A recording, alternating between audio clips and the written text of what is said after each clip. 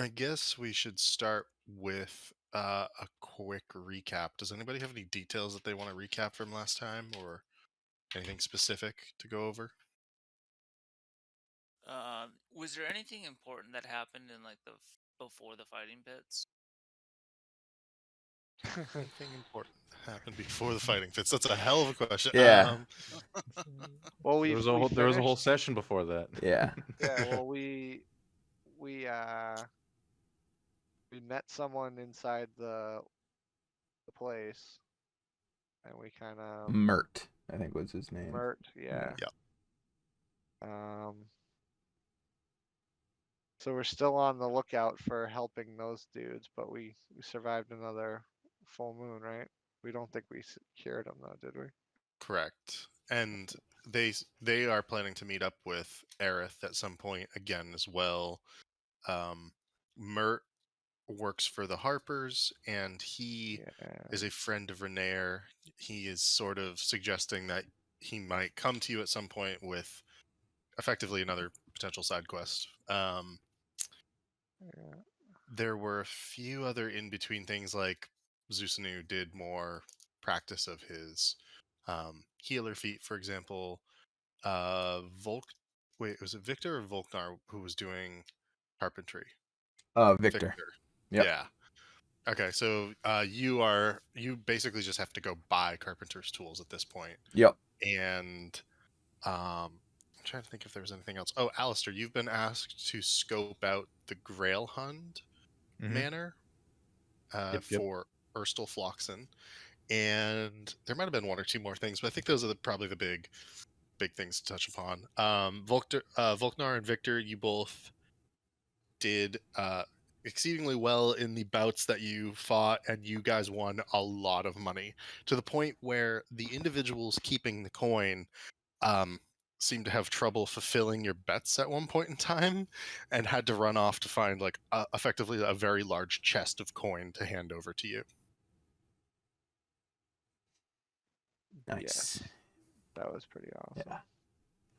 So you find yourselves about to leave the mighty Manticore, and it's after your bouts.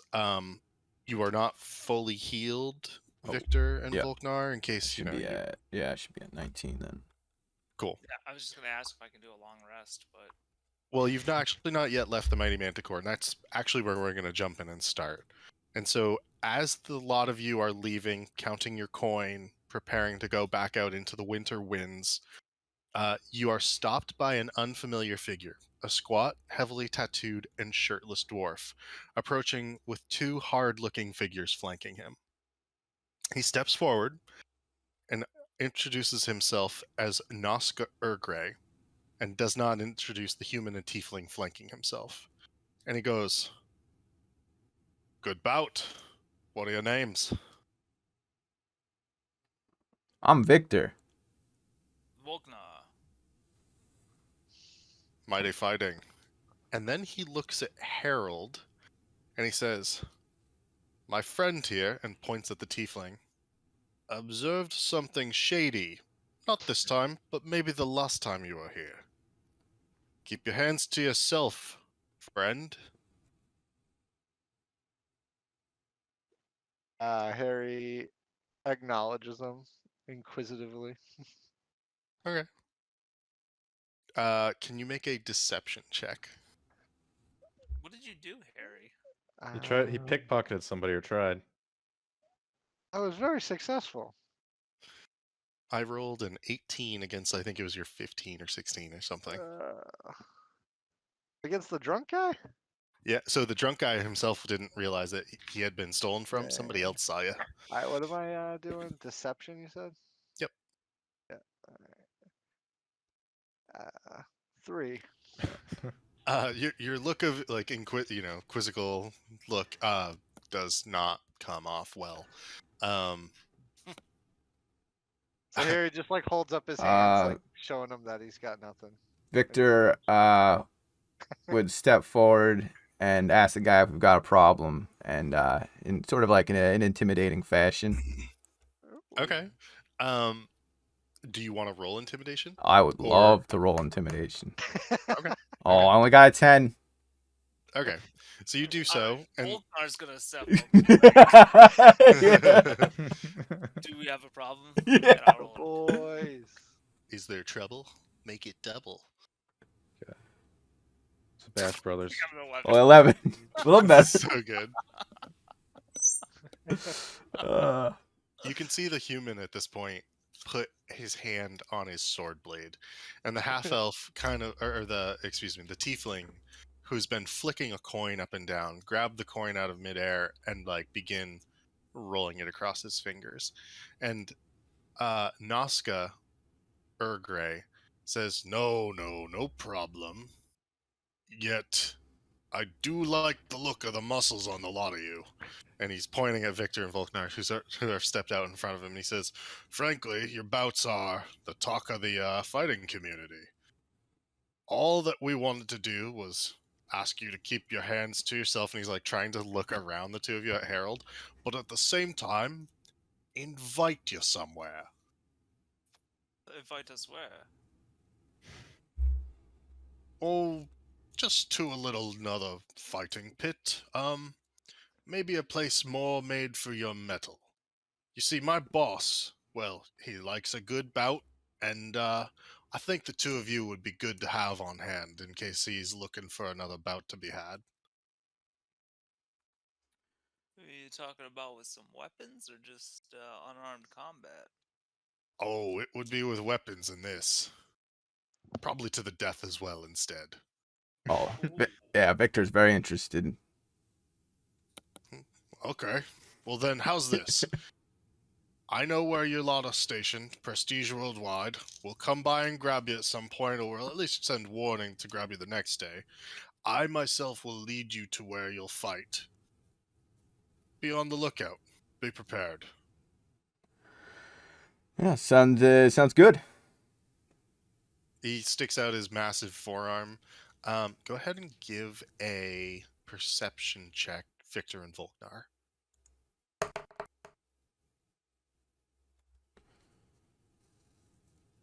Okay. Volknar, you in particular see the following tattoo on his arm. And it's small and sort of by the elbow, so it's not fully noticeable as you're grasping wrists, because it's one of those like biker wrist grabs. You see a goldfish floating in a bowl of water, and it sort of shimmers ever so slightly and catches your eye. Can you also give me a history check as you notice this tattoo?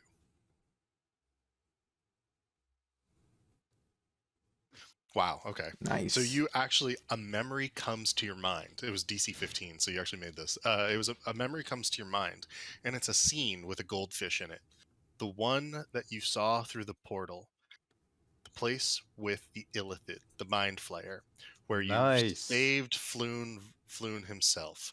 And you remember that the Xanathar, the giant floating beholder, had a goldfish in a bowl, just like this one next to him. Cool. Okay. Interesting. He lets go of your wrist and he goes, "All right," looking at his two companions, "let's get out of here. We got things to do." And they begin to walk off.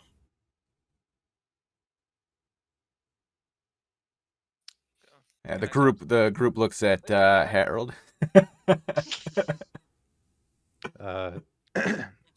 You notice I have no Alistair idea what he was has talking about.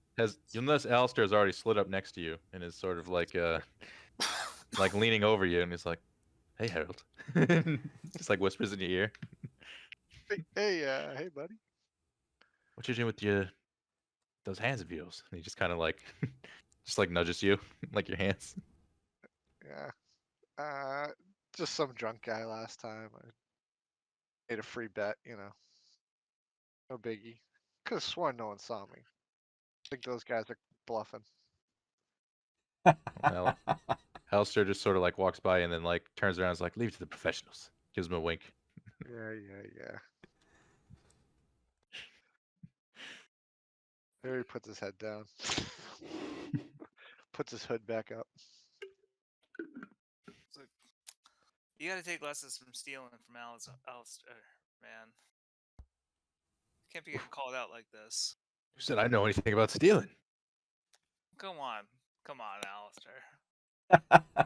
Come on, come on. I'm just practicing to get in with the Harper Guild. What are they talking about, Alistair? You don't steal.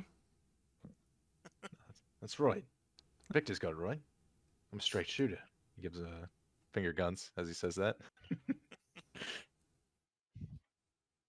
All right, where to next, boys? Well, You gotta check in at the bar. Oh, I was How's just that like, bar hey, doing? you guys see that goldfish tattoo? What? Happened on that? Goldfish tattoo. Yeah, that dude. It's probably like a Saw some sort of tattoo. mamma jamma. does it have Well, any now that- significance? Hey, just to be clear, you guys could have taken them, right? Oh, absolutely, absolutely. You don't worry about a thing, Harold. I mean, I'm a little banged up from that when that slug exploded at the fight, and so. But other than that, you know. Oh I mean, yeah. I think we could Yeah, have just walk it off. Yeah. You'll It- feel it Yeah, better yeah, on the yeah. street. I'll be actually good. land any of your Hey. magic attacks, but I mean, we don't have to worry about that at this moment. Yeah. Covered in goo, mate. Yeah, but you had mentioned the tattoo there, Volknar. What was the significance? Any, you know. He Yeah. was down at the Dawning Portal. That dude from that thing had it. Oh, I hated that guy. Or Okay. did I like him? Seems like tattoos have quite a bit of significance around here. Yeah. Oh yeah, I could see that. Yeah, we need to get you guys tatted up. You guys gotta pick a side. Alistair sort of like puts his hands back. He's like, I'm all set with that. Or we make our own Prestige Worldwide tattoos. There'll Make our be own gang. helicopters. Yeah, you would. Well, yeah. Let's Get to the choppers. let's get back to the Prestige Worldwide for now. Rest up and then figure out how we're gonna spend some of this money. I gotta go visit Vajra. Right now? No, just once I get cleaned up. Oh, Okay. you got a booty Oh, call? hot date. You got a booty call there, Harry? You wanna No, stick your little no. magic wand? Try not Just to kidding. trip over yourself this time. Always Uh, good to have friends around, boys. Alistair sort of like as we're walking, he like stops and turns around. He's like, you got any nice moves for something like this? And he sort of like bows and as he holds out his hand, you see a rose forming in the inside of it, and then he just looks up at you. Maybe impressed with some of your magic. That was pretty smooth. Uh, And then Harry Misty steps out of there. Alistair does a double take. As they're walking through the streets. This man just misty steps. Just like to the other side of you. Okay, so you want to go see Vajra, Harold? Is that right? We can go back to Prestige Worldwide first. Rest Okay. up. I'll do that like in the morning or something. Okay. If Um, nothing else happens. Sure. The four of you begin to head off into the night once more. You make your way uneventfully back to Prestige Worldwide. If there's anywhere you guys wanted to go or do anything, give a shout. Otherwise, I'm going to assume that you turn in for the night and take a full rest. Is that right? I'd say so. Yeah. Yeah. Can I wrestle Victor in the basement? Host? What? Host what? Even though you guys are all beat up and oh my. one of them's covered in goo. All right, we'll hold off. Yeah. Hold off. Oh yeah. Okay. Only because you're covered in goo, Victor. Oh yeah. I was gonna. Yeah, I want a long rest here. Okay. Go ahead and take your long rests, and we'll continue onwards. I assume the following things about this coming 10-day, because it was like the end of the 10-day for the fight. Zusanu will, go through with finishing up his required time to learn how to make healing potions. So he would do that. I'm not going to assume anything about Aerith at this point in time. I don't want to take away from his potential storyline there. Is there anything the rest of you would like to do across this 10-day? Victor will need to hit up the local hardware store Okay, to buy some stuff. gotcha. And A yeah. tool of carpentry, or a toolkit of carpenter's tools. Carpenter's Uh, tools, yeah. I was thinking a shovel, a pickaxe, and a sledgehammer too. Sure. So that would, Um, yeah. carpenter's tools are 8 gold. Shovel is 2 gold, so that's 10. A pickaxe, like a miner's pick, Yeah. is 2 gold, so 12. And then what was the last one? A sledgehammer for like bashing down walls and stuff. Sledgehammer. Yeah. Wow, you're a full demo crew. Okay, so Yeah.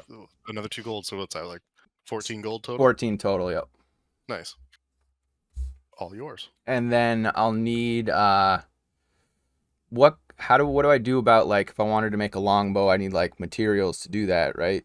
Like what would that cost So me? you would, so you would have to find the raw materials for that. That would probably actually take an investigation check, and then in terms of what you find based on that, we'd see. So do I roll investigation? Yeah, definitely. Okay. Investigation. Okay. Okay. All right. Um, so you decide to go to the trade wards first, which is the sensible thing to do here. And in doing so, you actually find Fletcher's and Armorers Guilds suppliers, and you are able to find what are effectively the raw materials for bows. And it seems that this individual is some sort of wood importer, like a lumber importer, but they specialize in finer materials, so things that could be used in um, nobles' homes, things that are then made into crossbows, bows, specific items of particular strength and dexterity, and you are actually able to gather enough items for the cost of about 10 gold to Okay. put together a longbow. Nice. And what about because Alistair's got like a tunnel he wants built in the basement, so I think there'll be some lumber involved there. Yeah, that would be different, but you could get it from another lumber yard somewhere nearby. And we're just talking like effectively like beams, Yeah. like uncut, post beams effectively. Mhm. You can get enough to build 30 feet of tunnel if you wanted to, and you could have it carted over to Prestige Worldwide for the total of 20 coin. Alistair would pay for that. Okay. So I will make the order, I guess, for that if I can, and then report back to Alistair, let him know what the damage is going to be on that one. Deal. And, yeah. Done. Done. All right. Nice. Meanwhile, The lumber is dropped off the next day in the front yard. Cool. So then, about how long is it going to take me to do Alistair's thing? And if I had like Volknar to help me like do some of the bashing and smashing there. To tunnel. Yeah. I don't know. Let me double check one thing. I guess maybe could Alistair elaborate on exactly what it is he wants done down there?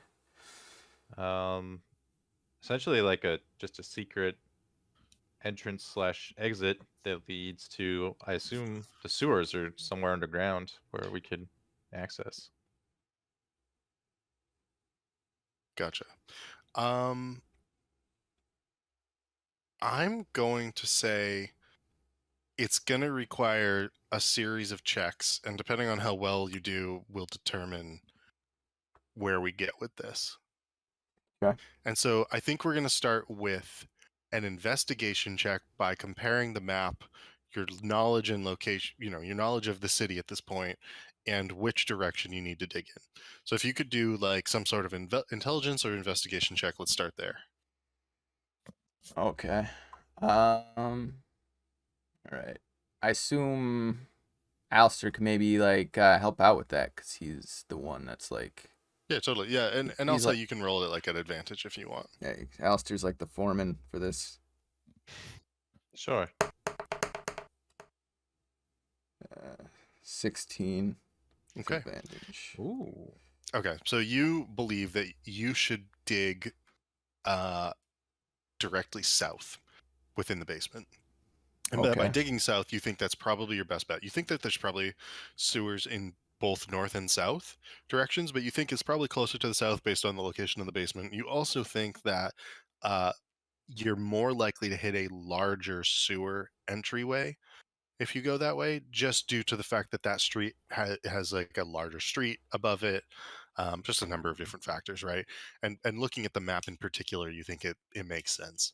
Um, just at a guess, by beginning to dig into some of the bedrock here, because Waterdeep itself is built into what is effectively a series of cliffs, either overlooking the ocean or the beach on the western side, and it slopes downwards to the harbor.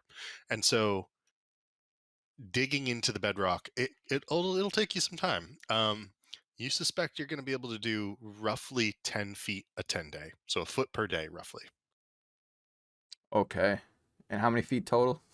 That's good training for the boys. Yeah. Just whacking some rock. Don't you know? try to sugarcoat this, Alistair. You're. So digging into the bedrock, based on the location into the street, you think it's going to be about 20 to 25 feet. Volkner's gonna come down and he's gonna be like, "Yo, what are you doing? Victor. You making our wrestling Um, a little well, bigger?" Victor or Alistair wanted me to build a tunnel to the sewers. I feel like this is gonna take a long time. As it happens, Alistair walks downstairs. Oh, nice. You Yeah, guys are starting with your new training, I see. He gives finger guns. yeah. Well, we'll see how far I get here, Alistair. You smashing stuff? Yeah, I got. Check That this. sounds fucking great. Whoa, Can we- whoa. Back up from the microphone. I got a sledgehammer, a pickaxe, a shovel. So. Give me one. Let me help. Okay. Victor hands Volknar the sledgehammer because. Okay, can why I not? get strength checks from the both of you?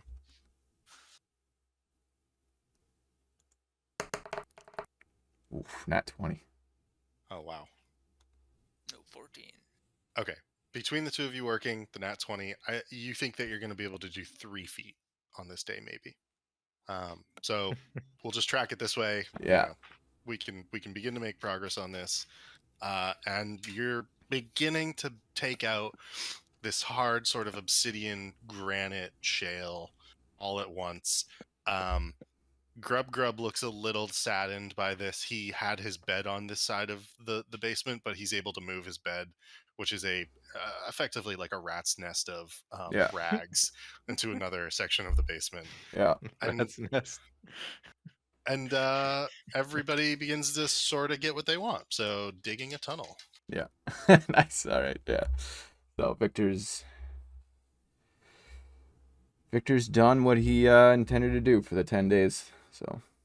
And we'll just say over the course of the 10 days that you're able to get a total of, I'm going to say 13 feet in general, because you added on Oh, some extra that's distance cool. there. Yeah. At first, it sounded like it was gonna take like half a year. No, it'll probably take like 10 days or something. So. Okay, that works. Cool. And then we get a secret tunnel, boys. And so far, only the basement boys know about it. Well, there's gonna be a lot of noise, so it's not like. Oh, yeah, it's true. Yeah, whacking metal. Or, not Harry metal. walks down stone. the stairs to check on the racket. See what's going on. Well, hey there, Harold.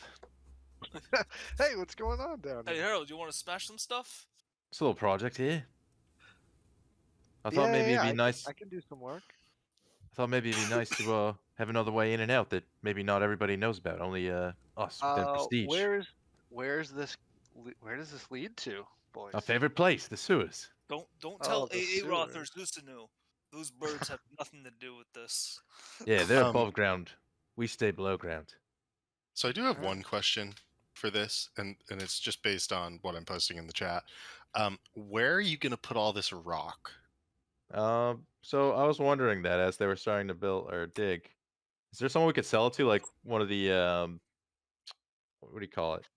Got One a of the mason? guilds? A Mason Yeah, like the Guild? Masonry Guild or some shit like that, or like whoever Yeah, makes cement. absolutely. Yeah, Yeah.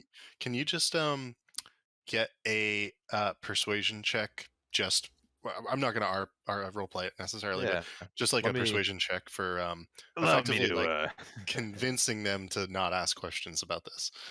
I Or got a can we plus sell it to? Is it like material that could be sold? Like That's the idea. yeah. But Okay. but the fact that just to not ask questions, that's what the persuasion check Oh is. yeah. Yeah.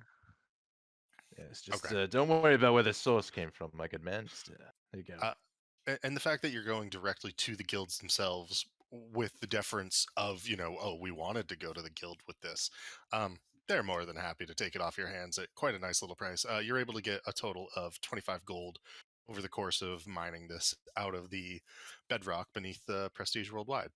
Oh, Alistair, you nice. just throw that in your pool because our bank is in here. okay, fair enough. I'll-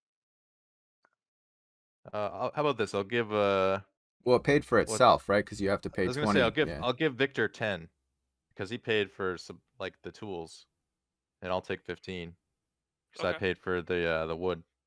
That works. Got to redo my math here. Jeez.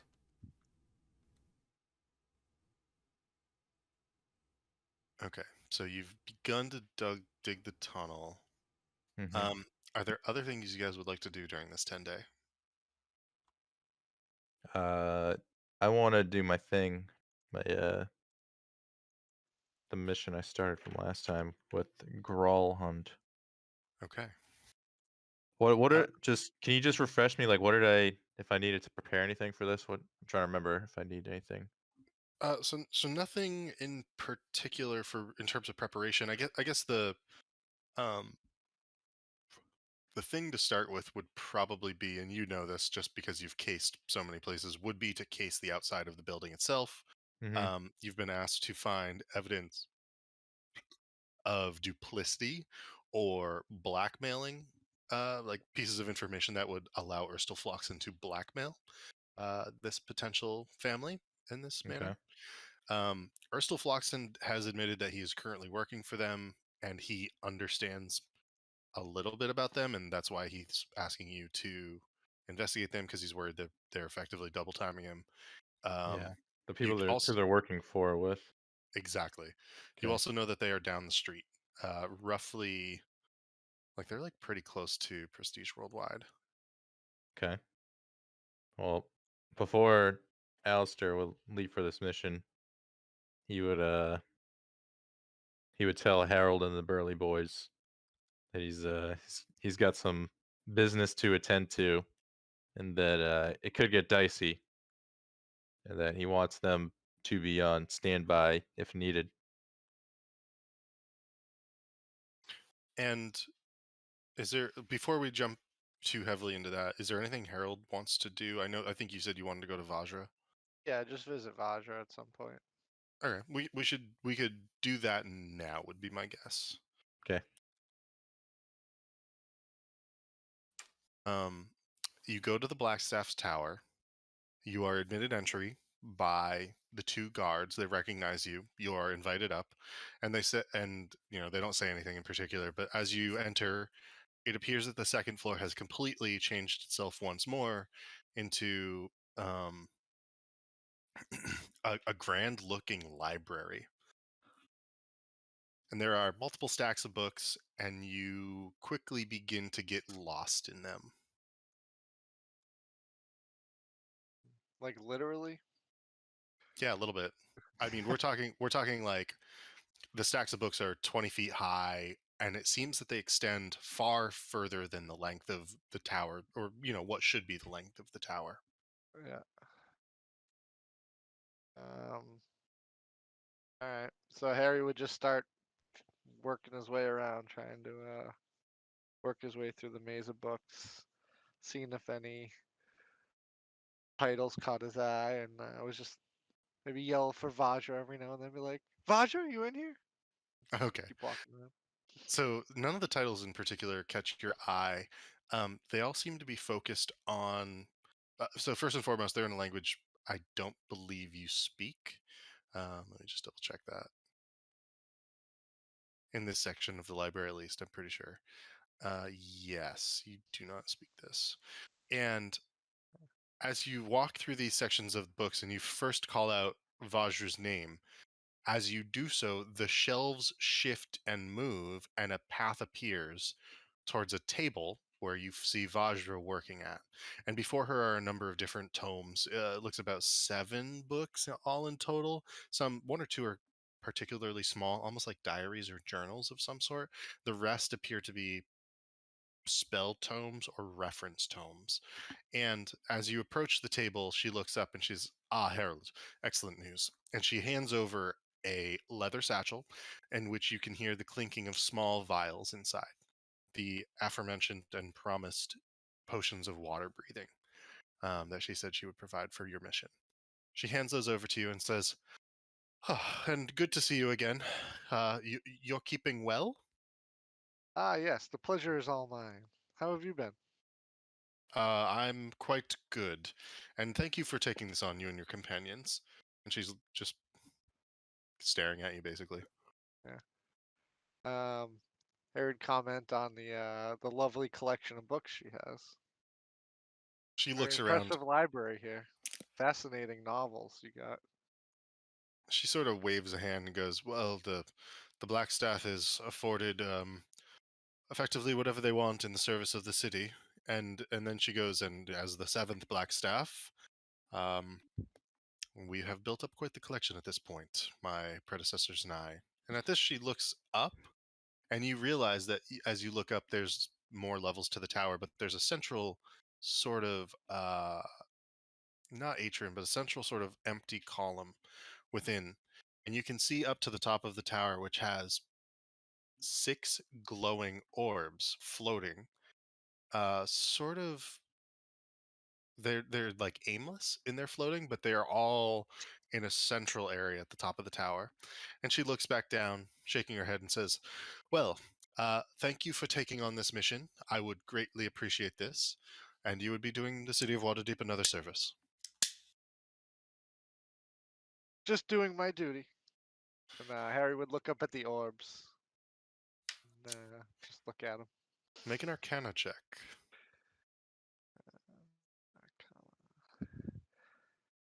Ooh, 22. Ooh. Okay, so you've heard of these before, but you're seeing them for the first time. You know them to be the powers of the previous Black Staffs, and that you know that the Black Staff herself is afforded this sort of sorceress power from the tower itself and the previous owners of the title of the Black Staff. And just because she herself has a Black Staff, you know that this staff was not part of the original title of Black Staff. That it refers to the tower, it refers to this connection that when you become the Black Staff, the powers are bestowed upon you, and it is a position of great power, wisdom, and need in Waterdeep.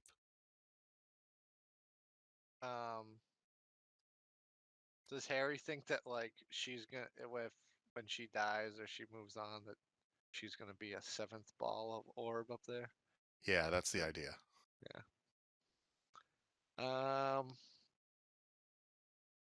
So I know what they are.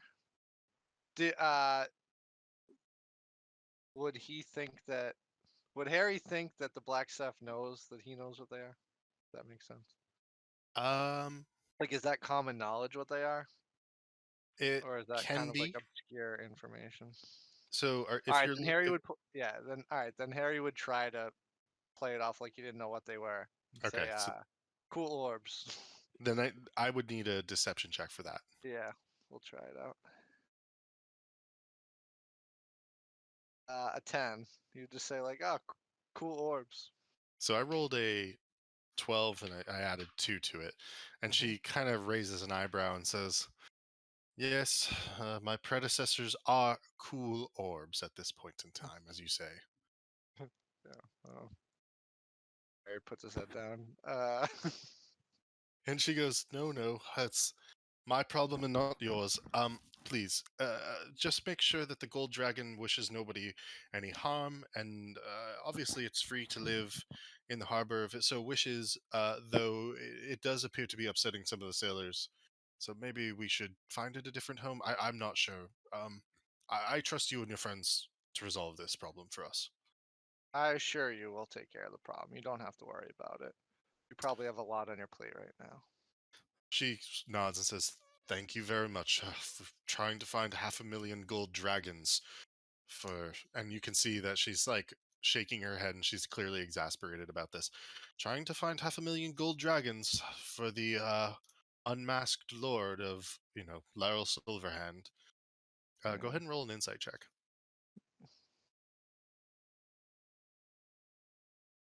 Nat 20. Okay, you could tell very clearly that she does not like Laurel Silverhand. The way that she says her name, there's a pained expression on her face. You suspect that this woman brings her nothing but headaches, and you suspect that there's almost it's weird jealousy to the way that she says this. Mm. And she, Harry, oh, go ahead. I was gonna say, she's returning back to her books, and she says, "Well, I must return to these if you don't mind." So Harry would say, yeah, no one likes that lady either. She's terrible, terrible. And he would walk over to the table and he would put down the vial of purple perfume that he bought her earlier, and thank her and try to walk away all cool. Okay, just roll a charisma check for me. Oh, Roll a he's cool check. He's a very charismatic How man. cool are you, Harry? He is a 19. Cool. Wow. Pretty cool. Um, and the words that you first give her are kind of shocking. She's in a position of her diplomatic status. She's not one to be like, yeah, fuck that person. Um, and then as you put down the perfume, she blushes, and you can see that the first wave of shock is overcome by a different set of feelings on her face. And as you place it down, give her a wink, walk away, and the shelves begin to shift behind you once more, and they form a path directly to the stairs off of the second floor and down and out. And Harry would And say, I hope to hear from you soon as he walks out. and this is as like the bookshelves are sort of like closing away from your line of sight, and you can actually hear a puff of like the perfume as you do so. You exit back out onto the street, potions in hand. And is there anywhere else you would like to go?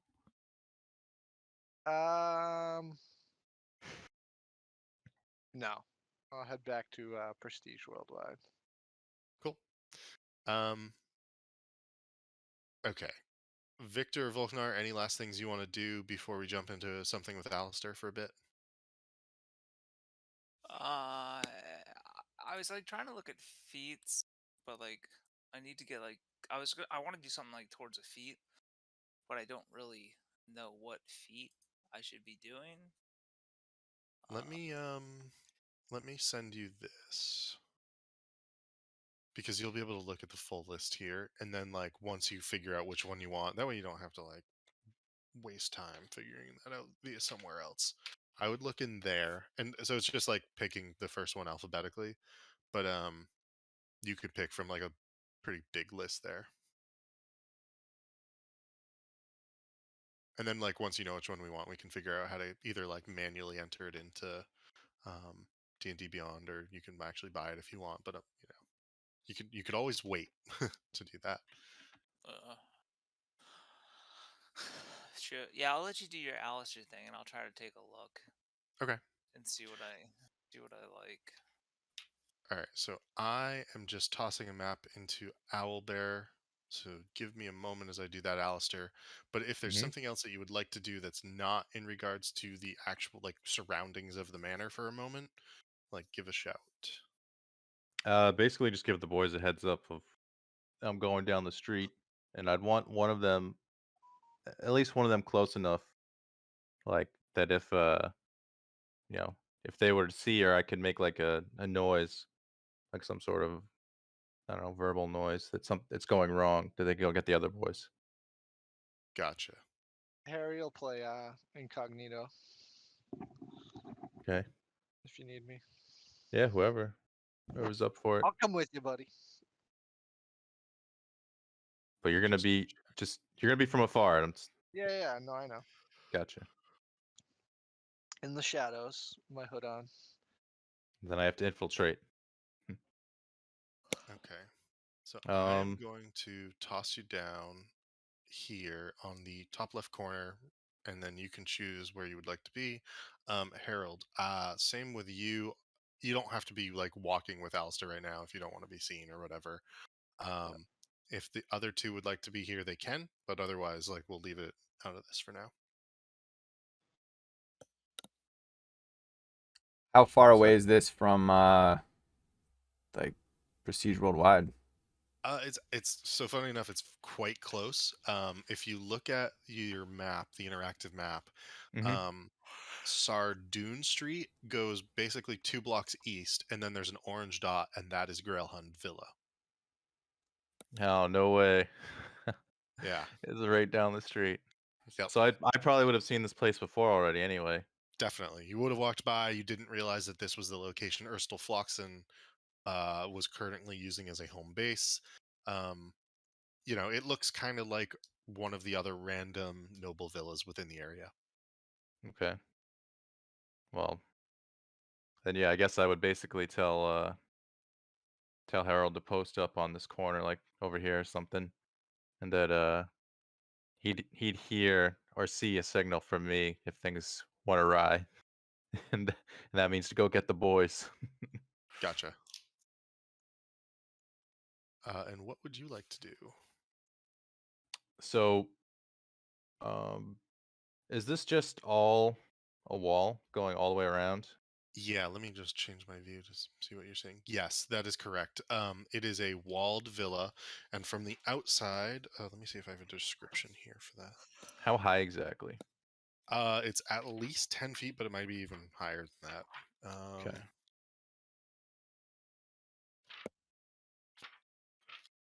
Sorry, just finding the exact description here.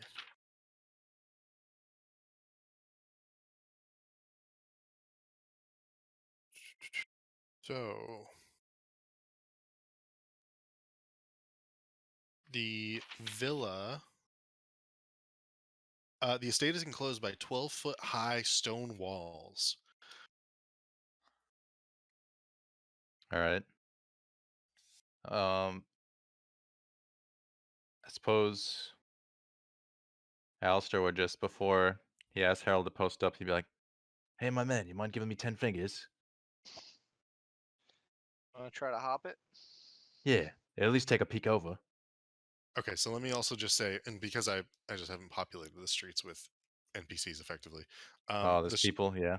Yeah, the streets around the villa have pedestrians and coaches traveling along them at all hours, though traffic is heavier during the day. And that's just something you would know of this area anyways, because you're 2 blocks away, basically. How about this? Is this like an alleyway here? So there is a minimal alleyway in the back between some of the buildings, potentially, yes. That's where Alistair would Is there a head. main door? Okay. Just make a quick investigation check to see if you can like squeeze back there without being seen quickly and Okay. easily. And Dirty you 20. Yeah, you absolutely can. And so you can be in this location here without issue. All right. Alistair would ask Harry to follow him here, and then go back to his post once he gets over. Gotcha. If this is the entrance point, but I'm at least gonna look over the fence here. Okay. Go ahead. Can I get a strength check from Harold and then Alistair, just like a perception check? Are you looking to like grab onto the top of the wall to then like look over? Is that right? Yeah, yeah. Perfect. Okay, Alistair's 12. Alistair's not that heavy. Oh my god, awful. Okay, so you lift him up enough, Harold. He's not able to grab on well enough to see over quickly, but you see over a little bit. And what you see, I will remove some of this.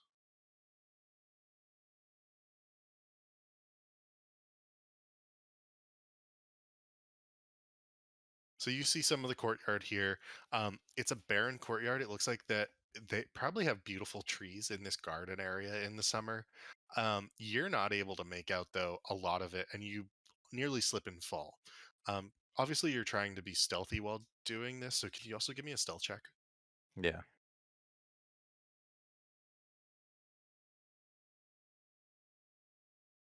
Okay.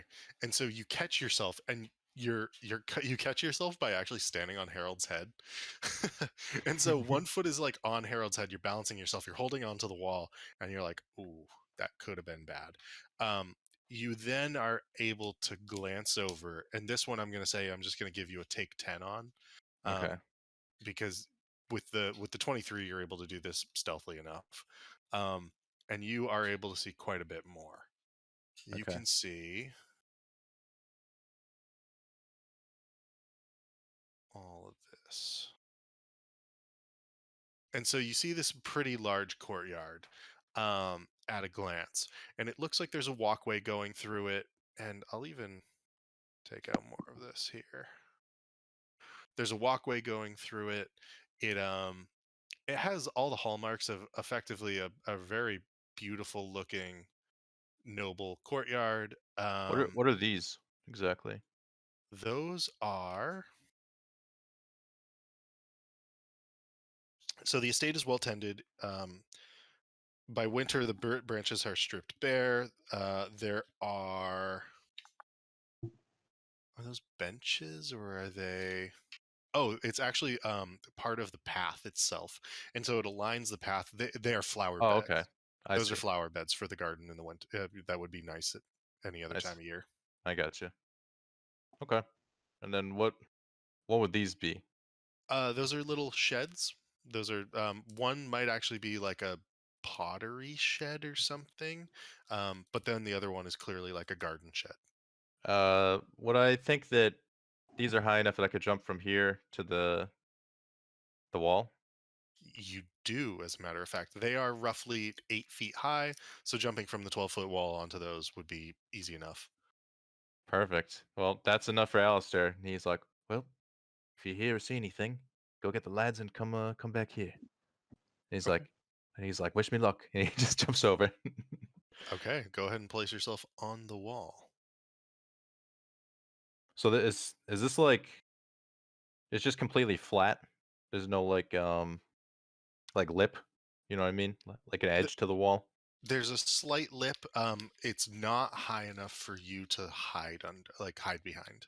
All right, then I would just quickly scooch off and drop down. Okay, and I will reveal more now that you're like up top, obviously. Um, Let me do this.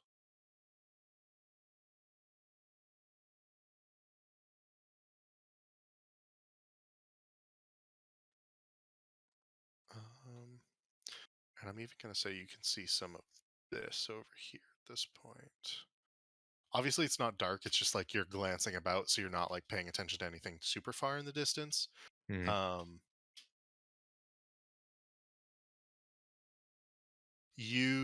so you're in the courtyard now. Okay. What would you like to do? So first things first, I want to like look along the sides of the building and look for like any windows. Okay, so there are multiple different windows or potential entry points, and they are located. You've got one here to the south, or you've got two to the south, maybe a third actually. Let me make that more clear for you. Yeah, you've got And three to the south. and then is this like all like one building or is it like one here and like one here? That's exact. Oh, so that's roughly correct. The second and third that you were pointing out are potentially the same building, but you can't fully tell based on where you are at this point in time. Okay. All right. Actually, you might be able to see some of this. Not really. You can see some more, but your line of sight is a little wonky. There are plenty of windows, however, um, on the western side over there, as well as on. It looks like there's a door here, from Okay. that path, and then there are 3 windows into, and you've seen this because you've walked around on the other side. You believe that Mhm. this is the stagecoach and barn building to the south. Okay. All right. Then,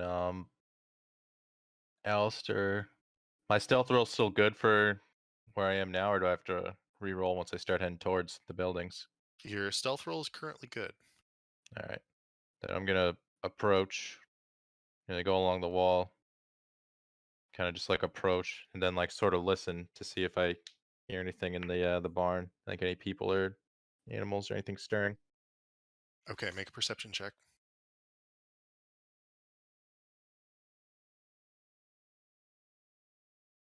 Okay.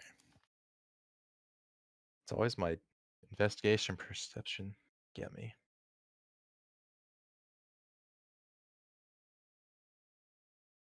So you can't fully hear. I mean, the windows are fully closed, right? It's the middle of winter. Um, Glancing inside, because you look inside one of the windows, is that right? Yeah. Harness. So this room contains the following. It's a stable room, so it contains tack and harness for what would be several different horses, um, bales of hay, and I'm Mm-hmm. gonna show this room off so you can see it. Bales of hay, um, and then there's 2 doors, one to the south and one to the uh, west, Okay. and I will reveal that.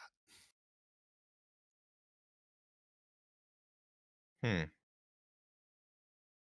All right. Well, then Alistair's just gonna keep moving now that he knows there's no one there. And if there's if there's windows like along here, I'd probably peek in those as well. Yeah, there's one window. I guess I didn't reveal it well enough, but there's one window just right there. So you peek in there as well, and you see something different. Um, you see 2 cots, one that is closer to the window and one that is diagonally across the room from you. And the one across the room from you holds the sleeping form of a man. I'm just gonna toss down like a random token. Oh, do I not have? Oh, there we go. I'm just gonna toss down a random token for this. I'll just put this guy here. Oh, whoa. Why is he so big?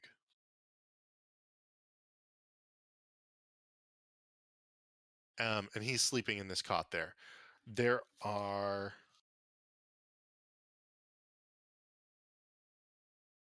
Just trying to make sure of one thing.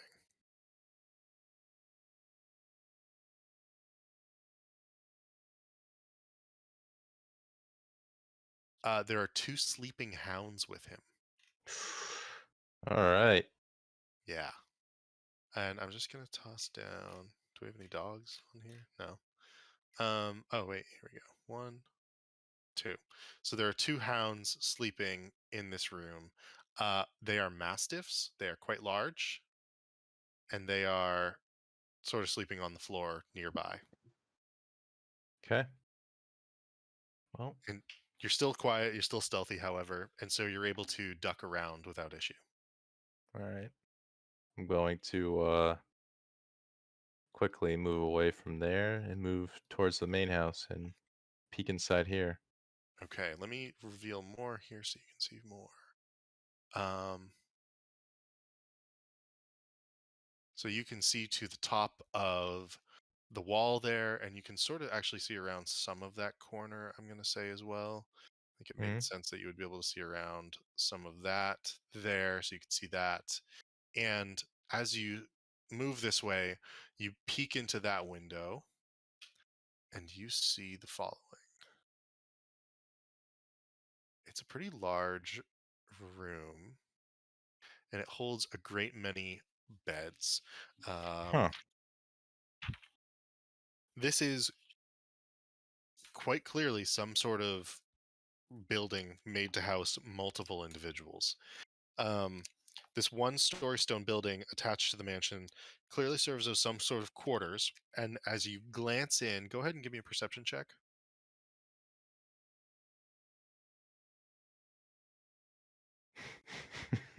You can't see enough items from your vantage point necessarily to make out like who would be sleeping or living there. Mhm. Many of the bunks have been taken. Some look like they've been untouched for quite a while. Um, but there are a pair of footlockers at each bunk. Um, and let me just check one thing. You actually can't make out. Sorry, you can't make out this room. So that room's actually not clear to you. Mhm. But otherwise, you can see into this room, and it's a room full of bunks with foot lockers at the foot of each, and there's a table. It looks like there's some cutlery and some plates on it. Um, one thing that you don't notice, or that you do notice, is a little odd. There are no doors into what you would suspect to be the main section of the house. There is a door to the south, as well as a window to the south, and then there's the windows on the east side, door to the north, door into a smaller room in the west. Okay. So then you're saying this area is like the main section? Yeah, most likely. Hmm. And you can sort of see through. So let me say this as well. You can see through. There's like, oops, not that. It's kind of strange. You can see through. Not that there. You can see through this window here, to the south, and you can make out a door on the other side of the courtyard and like a little bit of wall over there to the south. Okay. Well, then I'd continue and kind of peek around this corner. Okay. And so that shows you the end of this sort of courtyard, the top of the hill, the not the top of the hill, the oh, why was it not? Hmm. Sorry, I'm just struggling to delete this for you.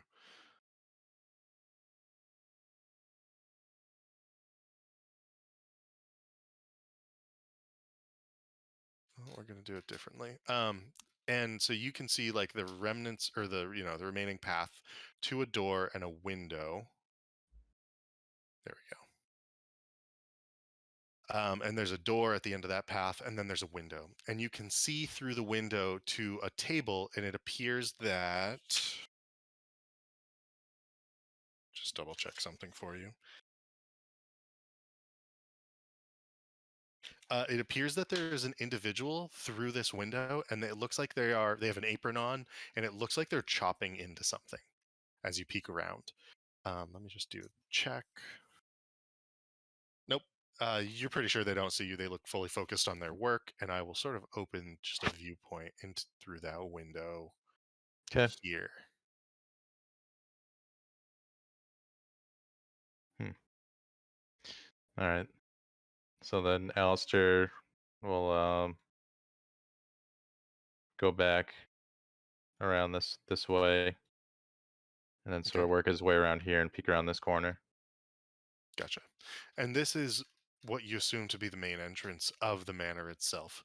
This opens up into, the rest of the foyer there, opens into what is probably some sort of entryway and a grander entry hall. Um, How many levels? it's 2 stories. There is a secondary story, and there is technically a balcony above you here, I believe. Let me just confirm that. Yeah, there's a balcony above you. You can sort of see some of the shadow of it here. Mm-hmm. So there's a balcony there too, and that is another like 12 feet up, roughly. Okay. So Climb there's a it. Oh wait, I'm sorry. All ceiling. It's at least 20 feet up. Okay.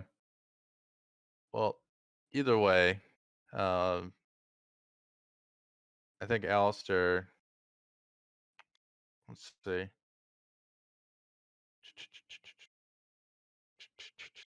This is tough.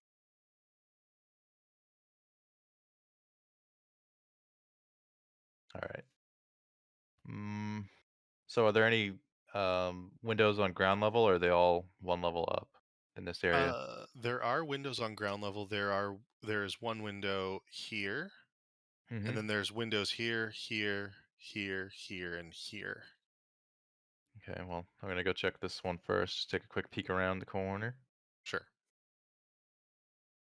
And you find Same room I was looking at before, sort of. a different room. Okay. As you take a glance in, you actually see a set of stairs to the south. You continue to glance over things, and you believe that this would be a laundry room of some sort. You actually glance in further, and you can see a wash basin, and some like laundry stuff going on. It's not that interesting overall, but it is some sort of like laundry room. And these stairs, do they go up or down? They go up. Okay. Interesting. All right. Yeah, I don't think we're gonna mess around in the courtyard much longer. Alistair's gonna see if he can pop open this window with any resistance. Okay, go ahead and make. I'm gonna say go ahead and make a stealth check. Okay. Stealth, you say? Yeah.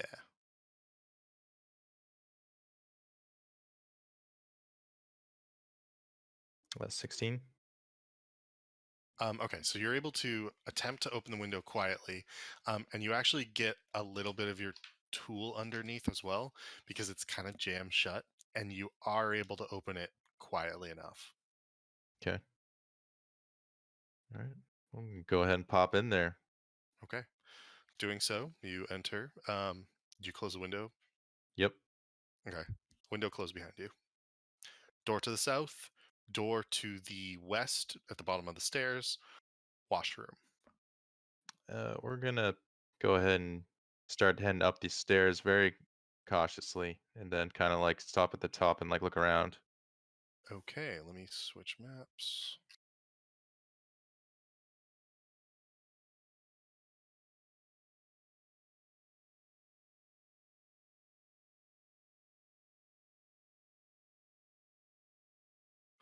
Let me toss you down in the right place.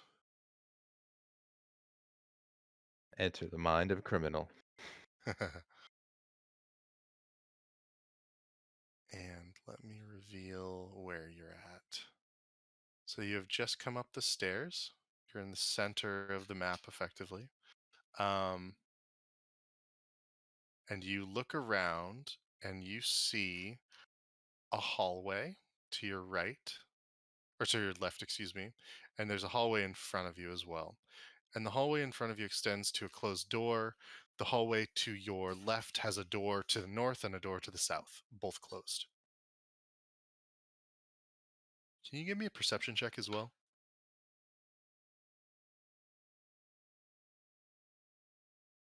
Okay. The perception checks are just always gonna be low. All right.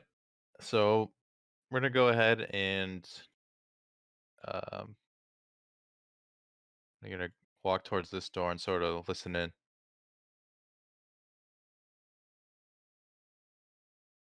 Okay. As you begin to do so, you slip past the hallway to your left as you go south, and the door opens, and you can hear somebody talking and then moving towards you. Quickly open the door and go inside this room. Okay. And so as you do so, let's see. This is.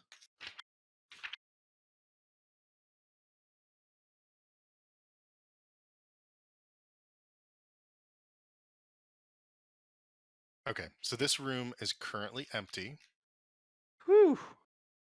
but you hear the footsteps that you had heard before begin to come towards this room. And this room is a single individual's room. Um, you suspect that they are not of the family of the manor, but rather probably of the staff at a quick glance. That being said, you can hear the footsteps behind you beginning to come towards the door that you just opened and closed. Uh, What would you like to do? hide under the bed. Okay, make a stealth check for it.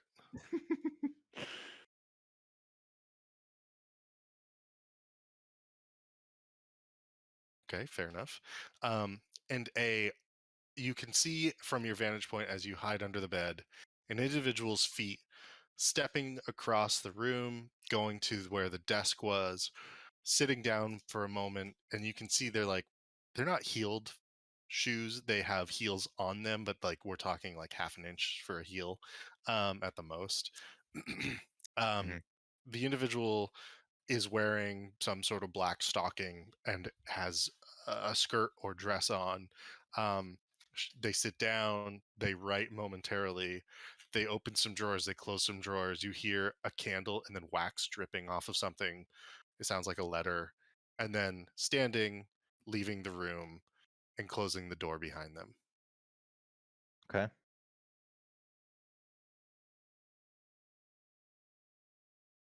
What would you like to do? I'm gonna go up and take a look at this desk and see what I can make from these papers. Okay. Make a quick investigation check.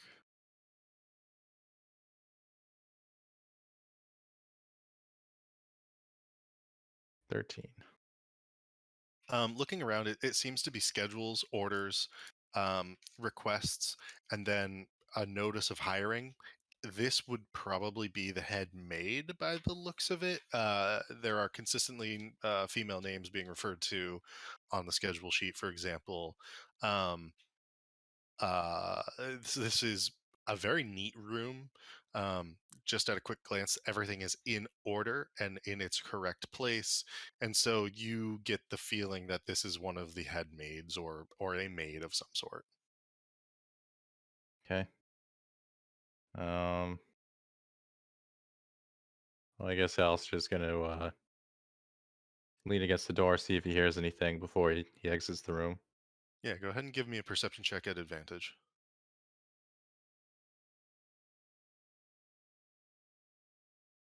2 10s. um, so you listen, and the near miss has your heart beating pretty heavily actually at this moment. um, and you can hear your heart as you press your ear against the door. um, you do hear one person seemingly walk out of one of the other rooms from the doors that you had observed and then head down the stairs. Besides that, you don't hear anything else. Okay. I'm going to leave and go back downstairs and out the window, hopefully before anybody else sees me. Okay, can I get one last stealth roll as you do so?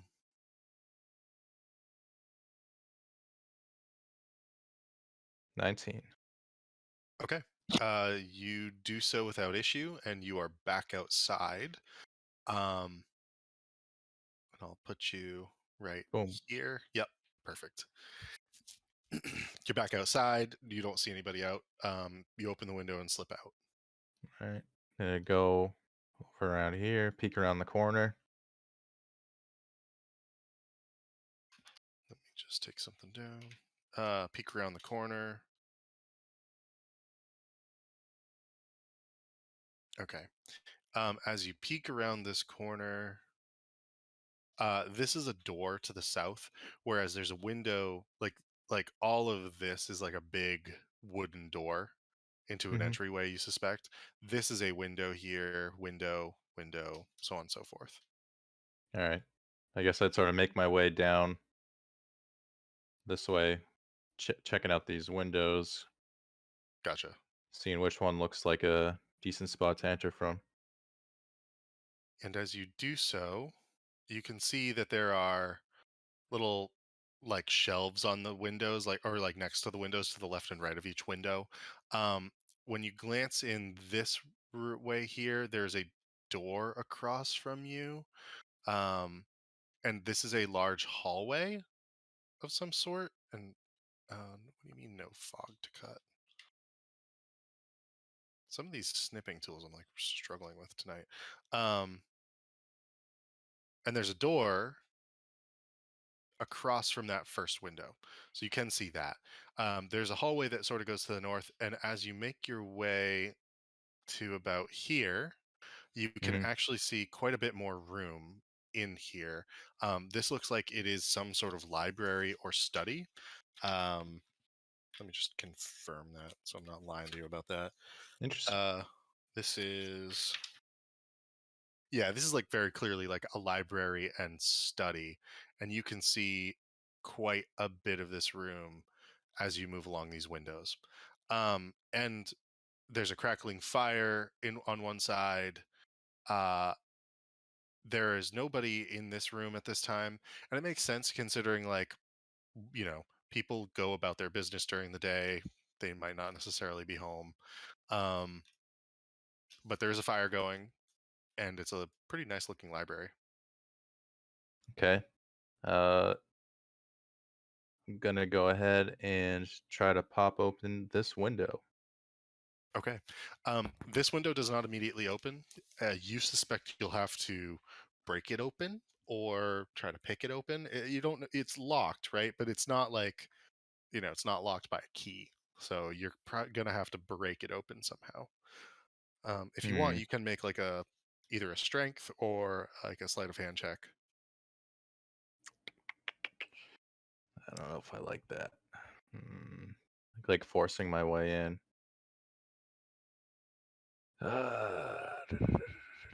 But the front door, I don't know. Front door seems sketchy too.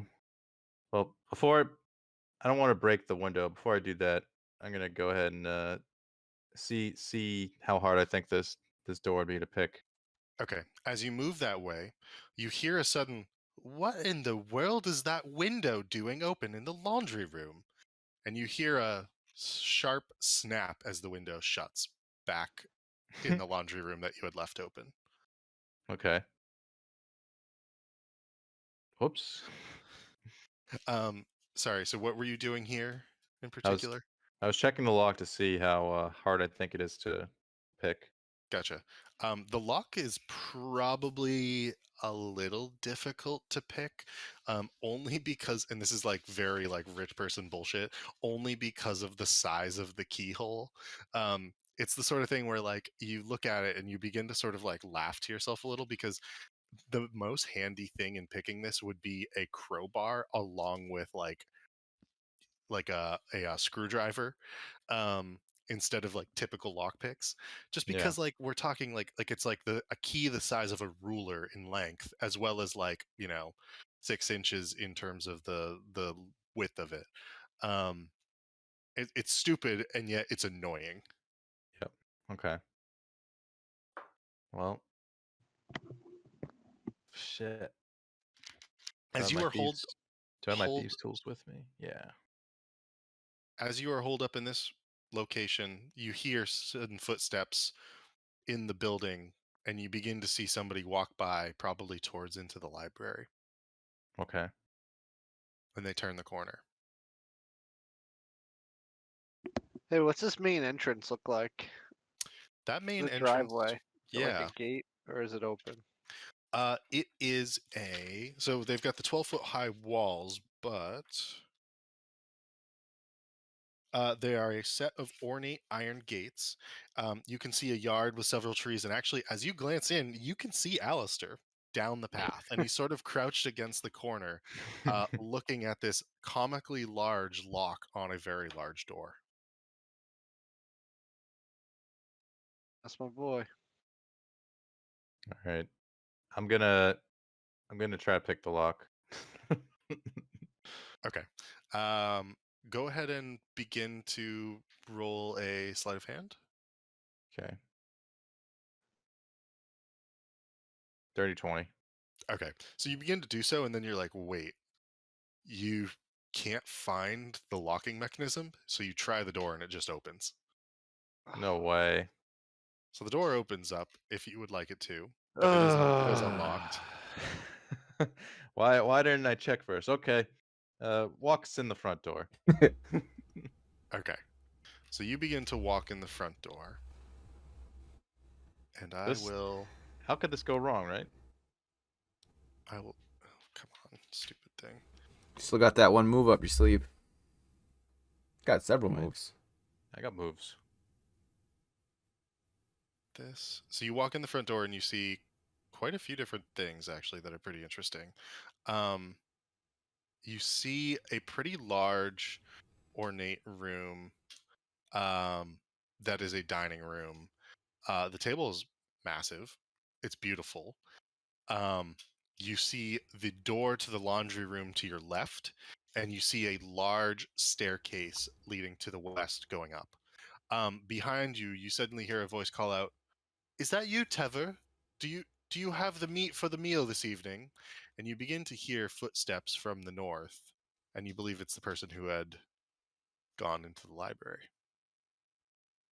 I'm gonna run and jump underneath the table. Start crawling. Go ahead and roll stealth at disadvantage. Okay. Person continues to walk in. I got a 20 for each of them. That's amazing. Whoa. That's so amazing. You okay? So this is wild. You quickly sprint, slide, go underneath the head chair, and go under the table. And the table is, as you do this, you kind of realize that the table's a little bit cheap because it doesn't have center table legs holding the table up. It has many thin sort of posts, and you can see underneath that it's a little bit cheap and not great. But as you do this, you sort of slide a bit, and then you sort of crouch up and you look up in the table, and you are like, "Wait a second." I can position myself so if I put my arms and legs out, I can sort of hide up in the cavity of the table and you won't be sticking out like like a sore thumb underneath the table. And so you do so. And you slide, and as you do so, the individual comes around the corner and they see the open door, and they're like, "Oh, must have been the wind."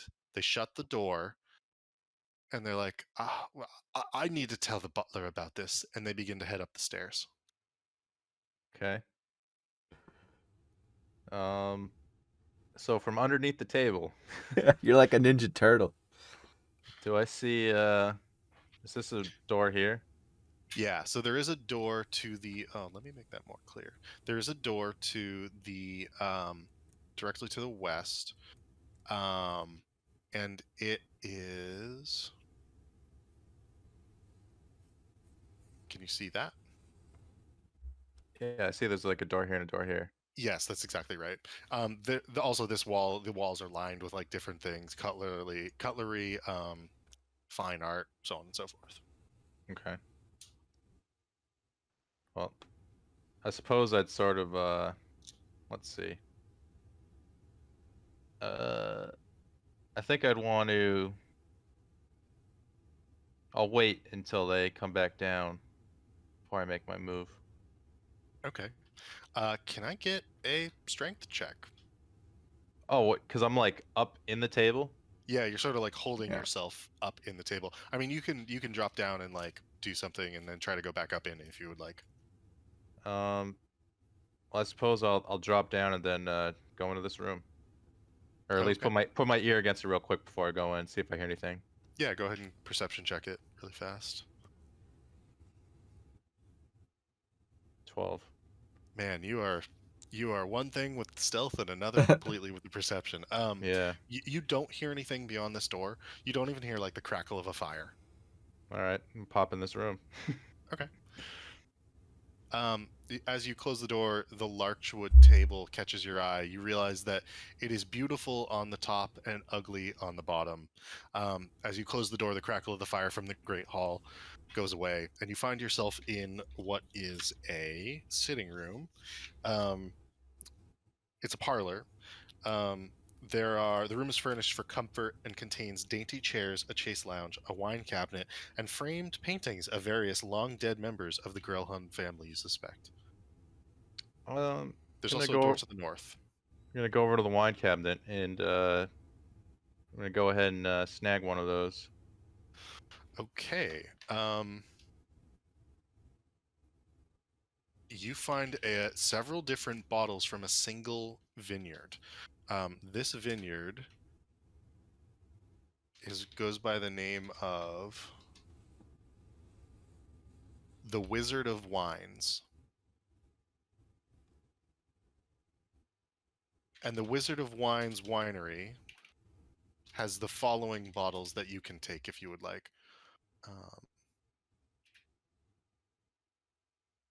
And I'll even give you some labels, some like actual bottles, so you can understand what they look like. Okay. And no, I did not make this, but I love this, so you're gonna get it. There are multiple different. Oops. Copy the address. That's what I wanted.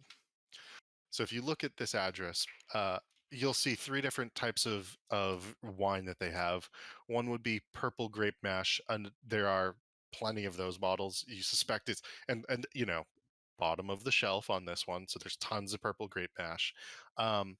Champagne du Corbeau.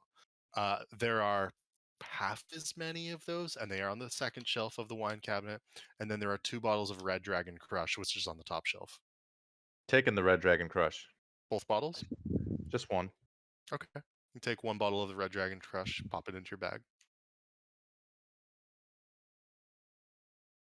Harry's really wondering to himself, hoping that his friend is doing all right. Yeah, you definitely saw him walk in, leave the door Yeah. open, and like suddenly run. To, Yeah, well, Harry's looking around for like a doorbell on the. I would have the closed gate. the door behind me, to be fair, but I mean, I don't know. It was, Okay. it was quick. It was a quick thing. But Harry, doorbell. There is a bell that you can ring if you need. Okay. all Actually, let's just take 5 here, Okay. and then we'll come back to this. And Okay. We'll actually start with Victor and Volknar, in case there's something else that they want to do for 10, 15 minutes, and then we'll come back into this. Yeah, you guys would have been on like standby, knowing that I'm like doing this. Yeah. So I figured we could have like caused a commotion out, like caused a scene outside or something, and yeah, but then started that place is all of us brawls. outside the house, you know. Wait, so where are we right now? We are at. Well, no, me and Victor. You're at the crib, Yeah. and Okay. we're right down the road at Growlhunts, which is like literally the next street over.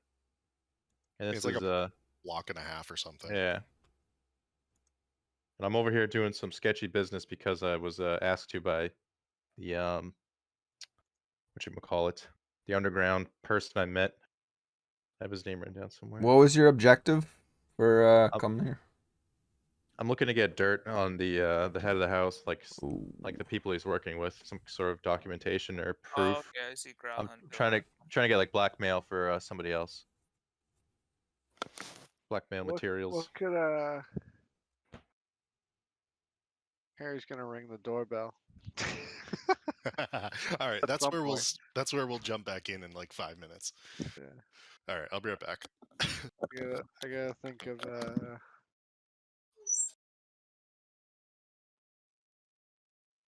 I mean, you could just I'm a be PI. I'm a advertising. PI. Yeah. Or I'm either gonna be advertising Prestige Worldwide, or I'm gonna be like a PI, just Yeah. asking about like some missing person or something,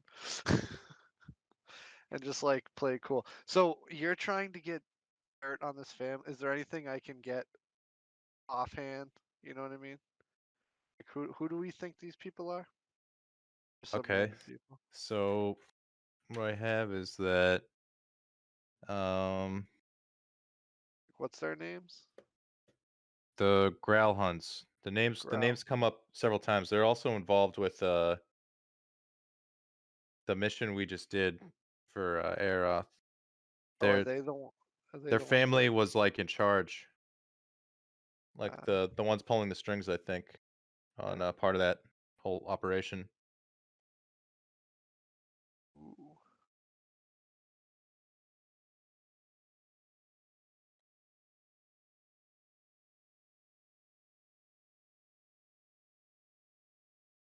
That's different than like castle lanterns, right?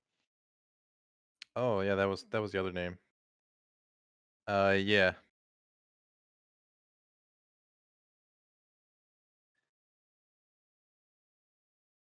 I think they're like, you know, part of the same social circle.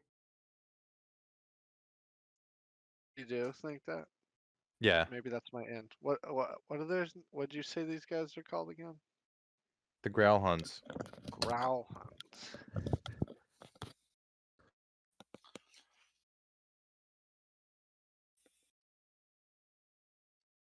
That's right.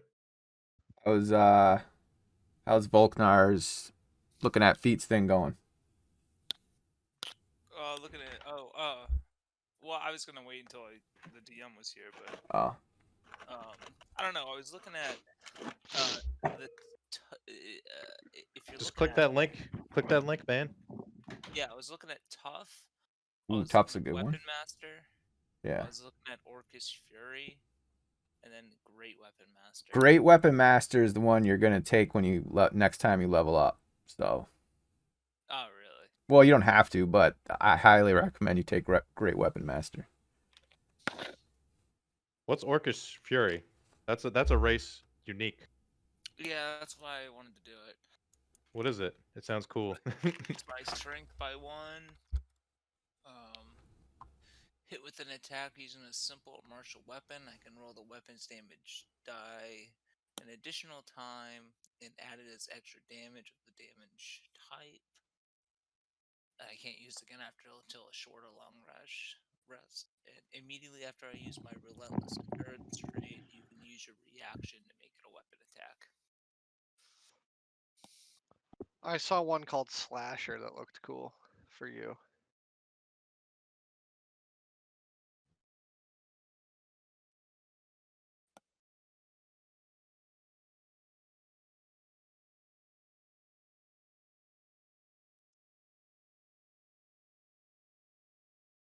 It's a cool ability, but you can't use it as often as you'd like.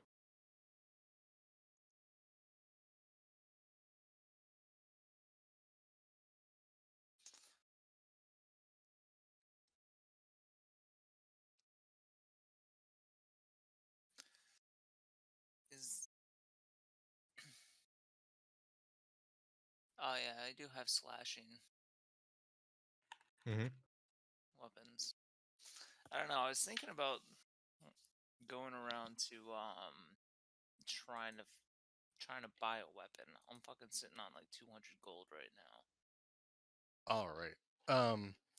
So because we've given Alistair quite a bit of time, Victor and Volknar, what would you guys like to do? And it doesn't have to be like while this is happening necessarily at the manor. Like you could do, you know what I mean? Like during the rest of the 10 days, are there other things you guys wanted to do? Other things you wanted to jump into? Well, so I'm looking at some of the feats, right? Uh-huh. And I'm not sure like how I can develop my story to do some of these. I was looking at tough. I was looking at weapon master, Orcish Fury, and great weapon master. Gotcha. So Orcish Fury, I would say, is more of like I'm gonna have to say that that one's probably more of like an unlock. Like so when you get to level 4 and you can either use your attribute score or a feat, you would take Orcish Fury then, I would argue. Um Could I also take great weapon master? yeah, great weapon master, anything that like is trainable, I would argue you could be working towards if you so wished. Okay, so I can't really work towards tough. Or like I'm not gonna level up and get tough. If you have the option to work towards Great Weapon Master, do that one. Yeah, I would say tough is not something you can work towards. It would be something that you like have obtained, basically, attained. Yeah, you get that at level 4. You get to choose a feat. Like any feat. Yeah. Okay, I mean, so as long as you meet the prereqs for it, but yeah, absolutely. all right, so I could technically choose tough, like when I level up. Yep. But I can work towards a great weapon master. Yeah. And again, like this is like the sort of thing where like because I open up feats which changes the game potentially, like I also know like I can make the game kind of hard. So like I don't mind doing that. And like by hard I mean like deadly, right? So like if you take Great Weapon Master, I know that you have the ability to like drop like 30 points of damage already. Plus with Great Weapon Master, what does that do again? It does an extra 10 if he hits. Yeah. So like so like that might change the way I design some of the encounters, for example. Now that doesn't mean like I'm going to make things impossible for you to take great weapon master. It just means like I might make things hardier or something. So you should absolutely try to train towards that. Um it just like changes the calculus of like the actual game. That's all. Okay, so if I wanted to pursue a great weapon master feat, I should find some sort of weapon fighting pit or something. I don't. I would argue like you've already been doing things like enough things to be training towards this if you so wished. Okay. Um.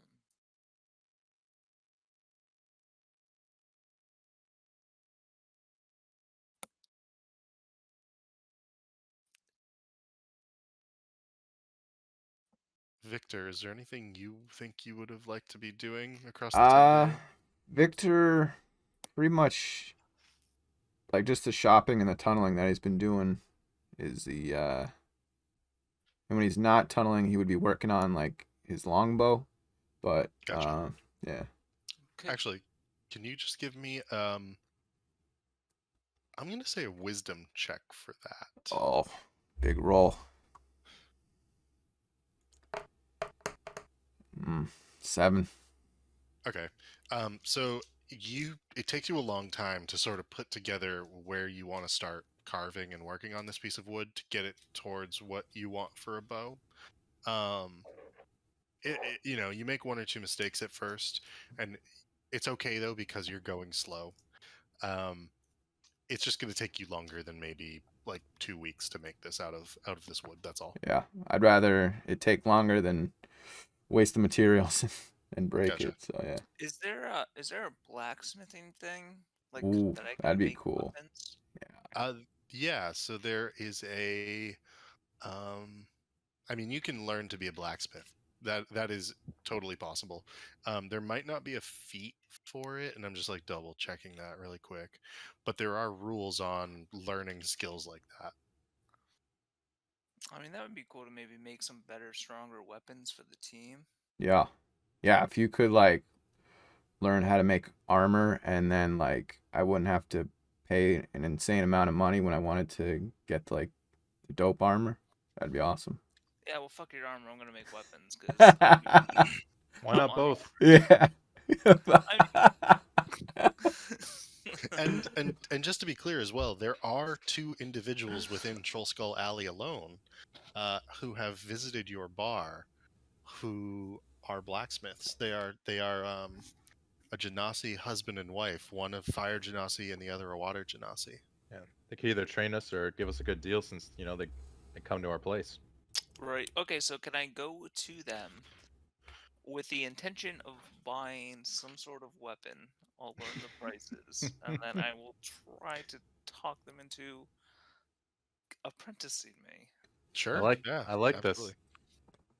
We tell you guys to lay low, be ready to fight, and he's like, "Yeah, I'm gonna go shopping instead."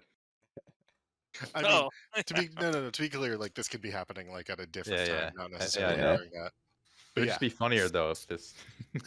Also, when we're on the topic of shopping, when I was going through the stuff earlier, I saw there's like they call them manacles, which are like Yeah. restraints. So like if we're gonna be Mhm.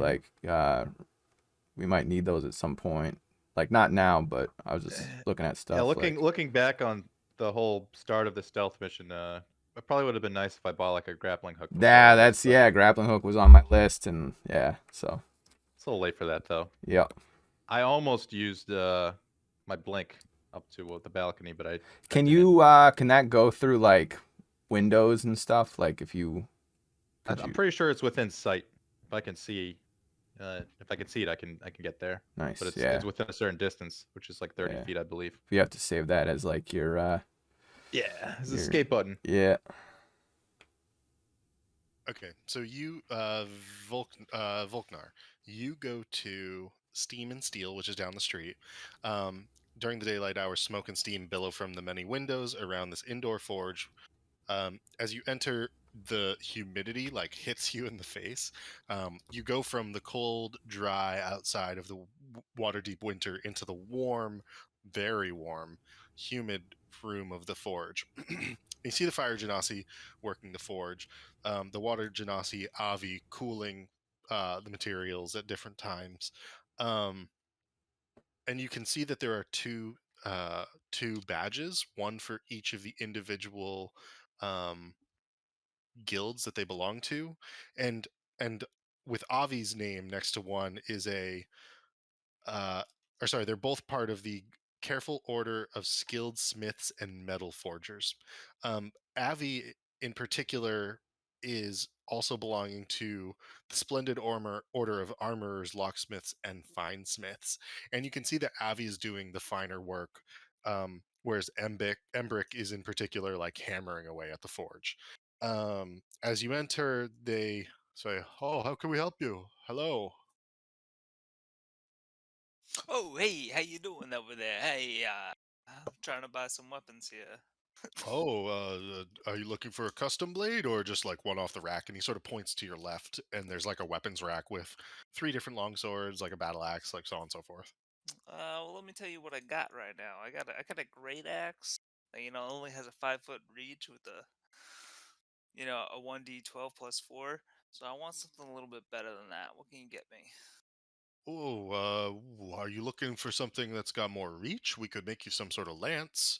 I don't know. I mean, frankly, not much hits harder than one of those big axes, especially in the hands of someone like you. Look at the size of you. You're a thunderfuck. Well, thank you. As I flex. Oh wow! Yeah, I mean that's like come here, just smack the anvil once, see what it sounds like. And he Oh, like I, hands out a hammer to you, I'll smack it. and And he just like points at the anvil. Volknar raises and smacks it. Give it a strength check.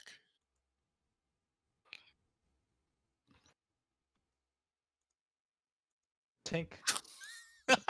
Oh no. That is exactly right. You think that your aim is true, and yet it's not. And as you lay down the hammer, it goes dink as you chip the side. The I force will. of your blow should have like reverberated through the room enough to cause each of the individuals to grab their ears in pain, and yet your aim is not true. Let me Um, clear my throat and be like, let me do that one more time. yeah, go for it.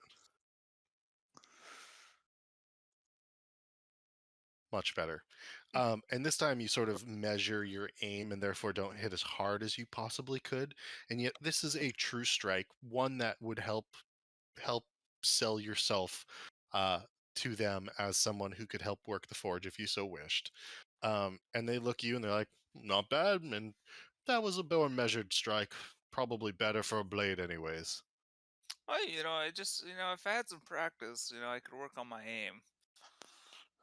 Understandable. But so can we make you a lance? What can we do for you? Um, so you're really saying nothing hits better than a D12 plus 4? Really? So Uh, yeah, yeah. mechanically speaking, not really. Anything does. Oh, really? I You're mean, saying. unless you start getting into like magic weapons, which would do like fire damage or something random. Hmm. Mm, It's. do I know Yeah. of anybody on my team that needs a better weapon? I'm Whoa. gonna say that you guys would have talked about this around the bar. So like, I don't know, Alistair or Harold or someone. Do you guys need better weapons? Nah. No, I'm Right. good. Yeah. Victor? Victor's not in the market for anything at the moment, but like in Do the you have a future, D12 plus 4 right now? I do not. But I also have a shield. Like, so the weapon you're using is like a two-handed weapon. So if Right. Victor was to use a two-handed weapon, he couldn't use his shield, and That he would li- drop your AC. yeah, he likes his AC. But yeah, so nothing at the moment, but in the What you're future, looking for, Volknar, is magical weapons, which we have not sniffed any. We yeah. haven't sniffed any out yet. Yeah, but with you were talking about the pole arms, so there's a feat called pole arm master, which if you were to get like a glaive or something, uh, Or Halbert. yeah, you could use those and then stack that with great weapon master, and you It know, it also gives you more range. So instead of just 5 feet around you, you could hit within 10 feet around you. Yeah, that might be good in certain situations. Mm-hmm. Is that a D12 plus 4? A glaive is a D10, and a halberd is also a D10. They're both considered like the same, effectively. So you do slightly less damage, but you have further reach. Okay. Yeah, let me ask how much a pole arm goes for. If I can get that pole arm mastery at some point. Oh, and they basically give you for a halberd would be 20 gold. If you like custom work with like embroidery, it would be 50 gold. And if you want it enchanted by somebody, they can speak to some of the other folk. They have like someone they might be able to go to. It takes a significantly longer period of time, and depending on the length of time that you want it enchanted for or the spell cast upon it, the gold is quite variable. But Mm. minimum 500 at least for that. Oh dang! Wow. What if I'm just like, yo, I have this great Yeah. axe. I mean, they could need- try to improve it for you, but like the improvement would just mostly be like Yeah. topical. Could But I you mean, get weapons like silvered? if they like, can they get the magical imbued great axe? Could you Uh, silver a weapon? so yes, they could silver weapons. Yes, they could bring the great axe to somebody to magically imbue for you, but you would probably just be best off going to them yourself. And they're Okay, straight with you on that one. okay. Oh, that's what I was gonna say. I was gonna be like, well, can you give me the name of the people that imbue? your Yeah. weapons? So you could go to, and there are a number of these shops around Waterdeep. The name of which I had earlier, but I quickly lost. Give me a moment here. I mean, so right now it doesn't really seem that it would make any sense to become a blacksmith because nobody wants a weapon. Armor though, armor like making armor Yeah. would be very nice. I mean, I don't know anything about armor. I'm not even looking at You armor. don't use armor. Not You don't. matter. Yeah, your character, your build doesn't need armor. So there are a series of shops across Waterdeep called Aurora's Realms, and each one, like, they can be found in many of the, like, each of the wards has their own Aurora's Realm shop. Typically, you can go to them and they will bring, like, you would have to leave your axe with Aurora's Realms, and they would actually send the axe itself to Aurora, and she herself would imbue it with magic for you, depending on how much you're paying, what you're paying for. Um, it sounds like it's maybe cheaper to go directly to Aurora and have them send it off to her, um, rather than go through like the Genasi, but like not by much. Okay. Can I ask them how much a great axe costs? Like the same Yeah, thing that I have right now. yeah. So if they were to make the same axe for you, that would cost you 30 gold pieces. Okay.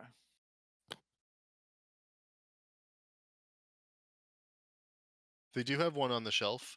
It looks kind of old, however. Uh, uh, so what I'm thinking right now is just like buy another great axe and just take it to the magic imbuers directly. But if you're saying it's going to cost like 500 gold Yeah. to get this thing imbued, it doesn't really make sense to do that at this point in time. Does 500 gold, like, do you get to choose your enchantment, or is it like Minecraft where it's just like a random roll? So the 500 gold is base enchantment, so it's just the +1 Oh, magic okay. item. Yeah. Ooh, that's not worth it, dude. Yeah, I don't even have 500 gold, so. Alright, I will, We should, yeah, I mean, we're level 3 right now, so it's like it's a ways away before we start getting like With how much damage fancy. you're doing right now, I wouldn't even worry Yeah. about it, man. He did. yeah, that's what I'm okay, well, okay. Can I ask them if they know any place to maybe work towards the great weapon mastery? Like maybe if it's like maybe not a fighting pit, but I mean we're kind of working towards that anyway. But maybe speed that up. Sure.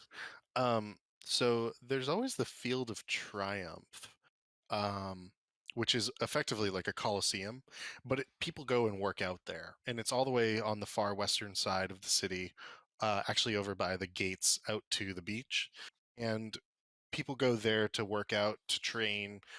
In fact, individuals go there, and Harold, you would know this. Individuals go there to train before signing up for either the city watch or the city guards, because they like to get noticed by the city guards. So they go and they recruit from that location quite a bit. That would probably be a place you could find something of that sort. Okay. I'm gonna talk to my city guard friends that I've been making over these past few weeks Okay. and see if they have an inn over there, I guess. Or if Yeah, they'll- gotcha. Go ahead and just make a quick. I'm going to say persuasion check on this. any advantage for talking to them at all? No, but it's not necessarily like a hard thing to do. I mean, it might be for you, but and not in this instance. They're more than willing to talk about this. They suggest that over at the Field of Triumph, you speak with um, Gouge, and Gouge is actually another half orc. And Gouge says that, or supposedly Gouge is like quite the skilled weaponsmith and weapons master, and so by weaponsmith he makes his own weapons. Um, and you've heard this from the guards. Um, he makes his own weapons, and he makes them specifically so they are weighted to his approach to combat. And he would be the individual. He can be found at the grounds basically every evening to train. Okay, I guess I'll go visit them the next evening. Okay. All right. So we'll do that in a little bit. I think we'll transition back to Alistair, who's in the house at this point in time. You are currently in the. Let me go back to the right page here for this. You are currently in the parlor. You just stole a bottle of Red Dragon Crush, a beautiful red tint to it. Mm-hmm. And what would you like to do? I'm gonna lean against this door and have a quick listen, see if I hear anything inside there. Yeah, go ahead and roll perception. You got it.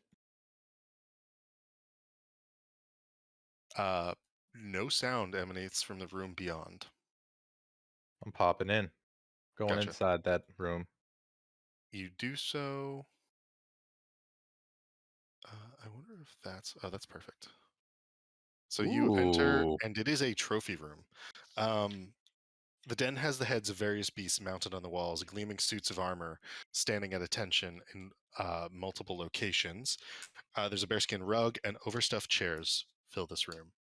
It's funny because normally this sort of room you would expect there to also be a fireplace, but again, there's something like they are wealthy, and yet there is a tackiness and a lack of class in all of their ostentatious decor here.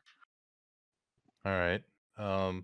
Do I notice any weapons on these armored figures? Each of the armored figures has a shield. You can see the buckler, or sorry, two of the armored figures have shields. You can see the bucklers in their hands. One has a sword in hand. One has quite a large lance on the back, and one has a flail in their hand. What kind of sword? Probably a short sword by the looks of it. Hmm. Tempting. No. Alistair moves on and Okay. puts his ear against the door to see if the people, or the butler and whoever else was going upstairs to get him are back. Yeah, roll that perception check again. Let's see what you can hear. 19. Gotcha. So you actually hear the sounds of two footsteps first approaching down the halls, and then the scolding of a probably older woman on a younger woman, just based on the voices, the tenor, the sort of the words being used. And do make sure there are no stains in the mistress's blouse once again. And you can hear that her footsteps, the harsher individual, stops on the stairs and actually begins to reascend, and one individual sort of like goes across the way. You can hear the laundry room door open and then slam shut. Okay. When it seems like I settle down, I pop out and start making my way upstairs. Gotcha. Go ahead and roll stealth for me on that, and we will switch to the next one.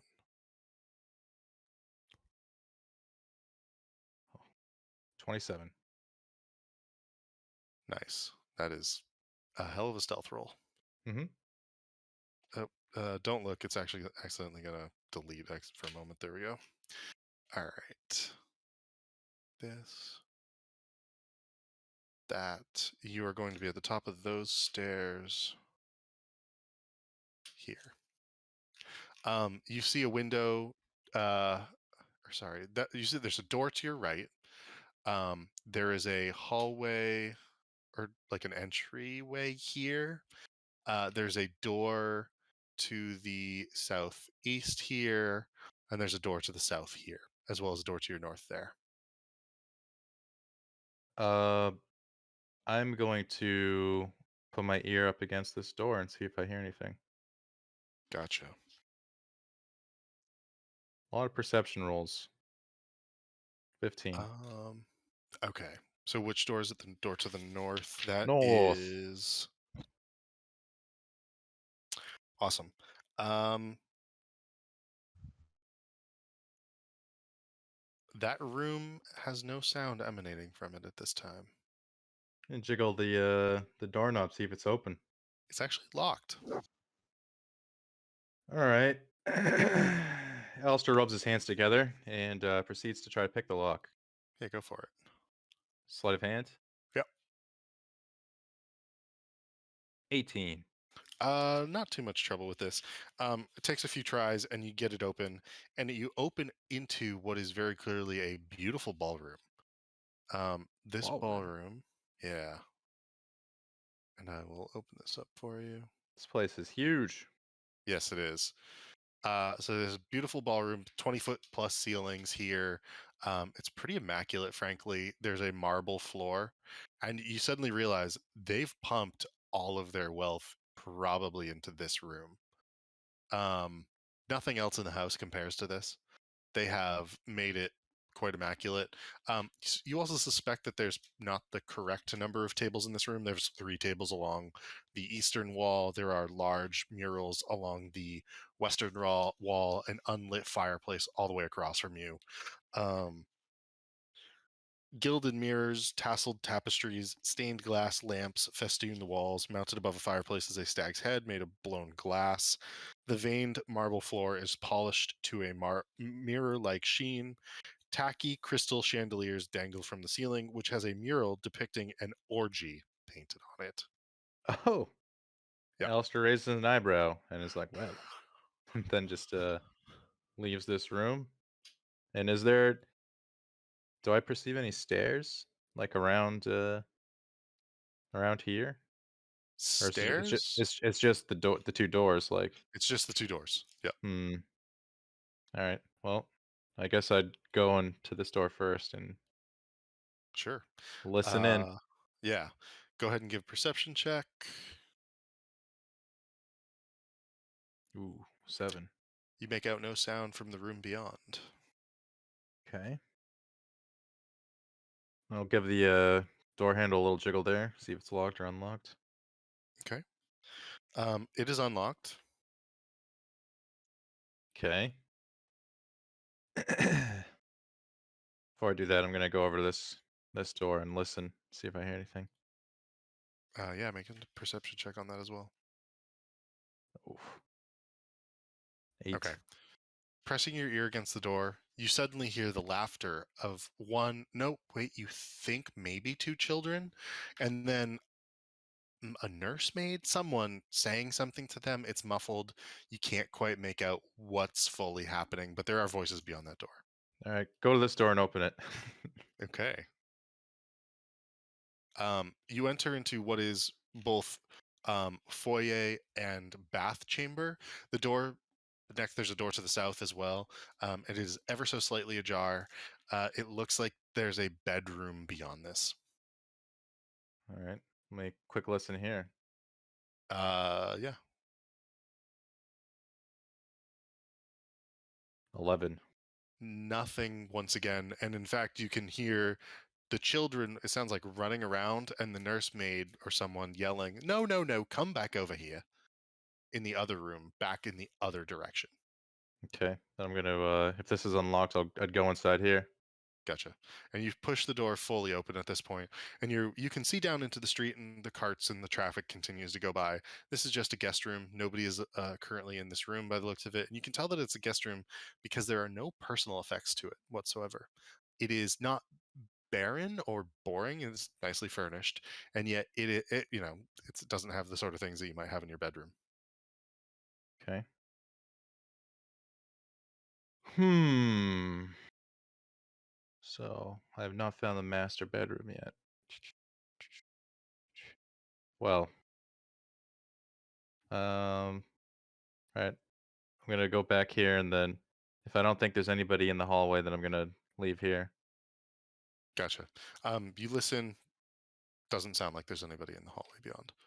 And in Alright. fact, you begin as you begin to walk out of this, you hear, "No, no, no! Into your rooms now! Into your rooms!" And the muffled laughter begins to recede, and you hear the sharp slam of a door.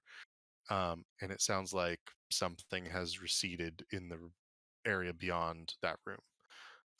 Give me a perception check.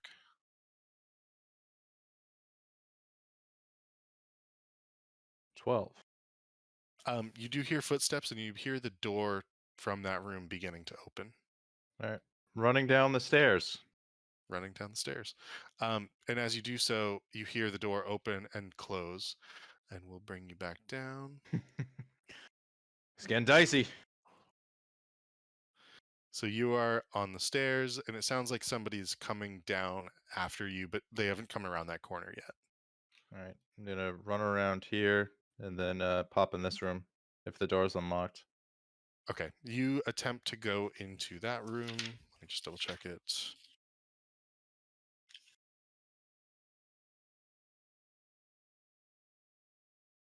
The door is locked. Alright, well then I'd keep going around this corner and hold on, what is this here? Shit, there's like nothing to hide behind here. Yeah. Okay. There's I'd the go behind this fireplace. go behind this. It's lit. I'd go behind this chair Oh. for now. Okay. You hear the footsteps uh, go in a different direction. You hear a door open, close, and it sounds like you might have avoided detection. All right. Go back to that door and pick it, Okay. We'll or bring at you least back up. attempt. Sure. You sort of check, make sure the coast is clear. You go back to where you were. Oops, why did that not pull up the top one?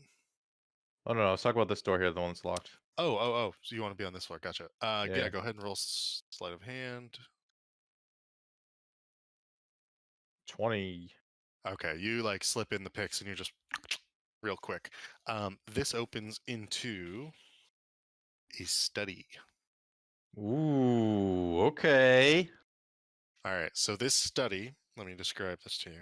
The room has these features. A 10-foot square canvas wrestling mat is sprawled on the floor in the middle of the room. Velvet Really? armchairs, small statues of naked men on pedestals, and tall mahogany bookshelves are arranged neatly around the room.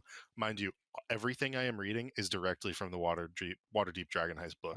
I believe you, yeah. Awfully familiar to the basement of Prestige Worldwide. A mahogany desk in one corner doesn't look like it sees much use. There are books on the bookshelves. There's a bookshelf to your immediate right, as well as a bookshelf to your left. Um, yeah, and that is like this full room. The chairs don't look overly comfortable, but then there's those three bookshelves, desk in the corner, nude statues. Okay. Um, I'm gonna look through, all this stuff first. I'm looking for any, papers related to any business dealings, as well as sort of perusing these bookshelves to see what's on them, see if anything catches my eye. Okay. In terms of the bookshelves, they are easy to peruse. You begin to look at them, and you're like, wait a second. You keep seeing the same pattern of names over again, and you realize very quickly that most of the books on the bookshelves are fake. And therefore display slash decor. Those that appear real have a few body drawings on the inside as you pull one down and take a look, and salacious poems. For the most part, however, like every single book on these, they're quite large bookshelves. It's just all fake. Go ahead and make Interesting. an investigation roll for the desk. Alrighty. Motherfucker. All right. So you sift through the papers. None of it in particular seems that interesting. Let me double check one thing. Mm-hmm.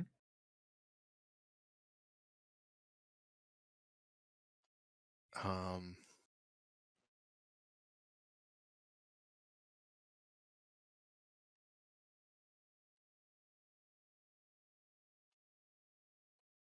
How much time has gone by since you went inside? I'm gonna have to say like 20 minutes, or probably about 15 to 20 minutes total.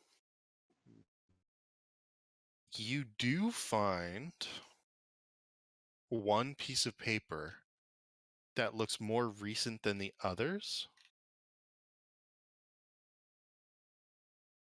Um, and it has the following. Okay. And I will send this directly to you, actually. I will message this.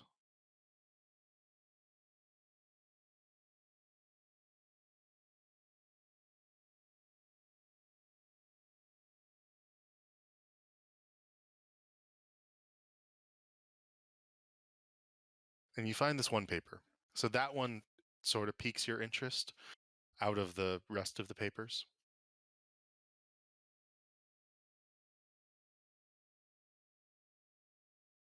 Hmm. All right.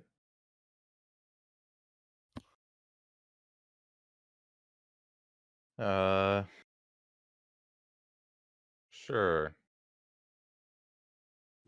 I'll take that, I guess.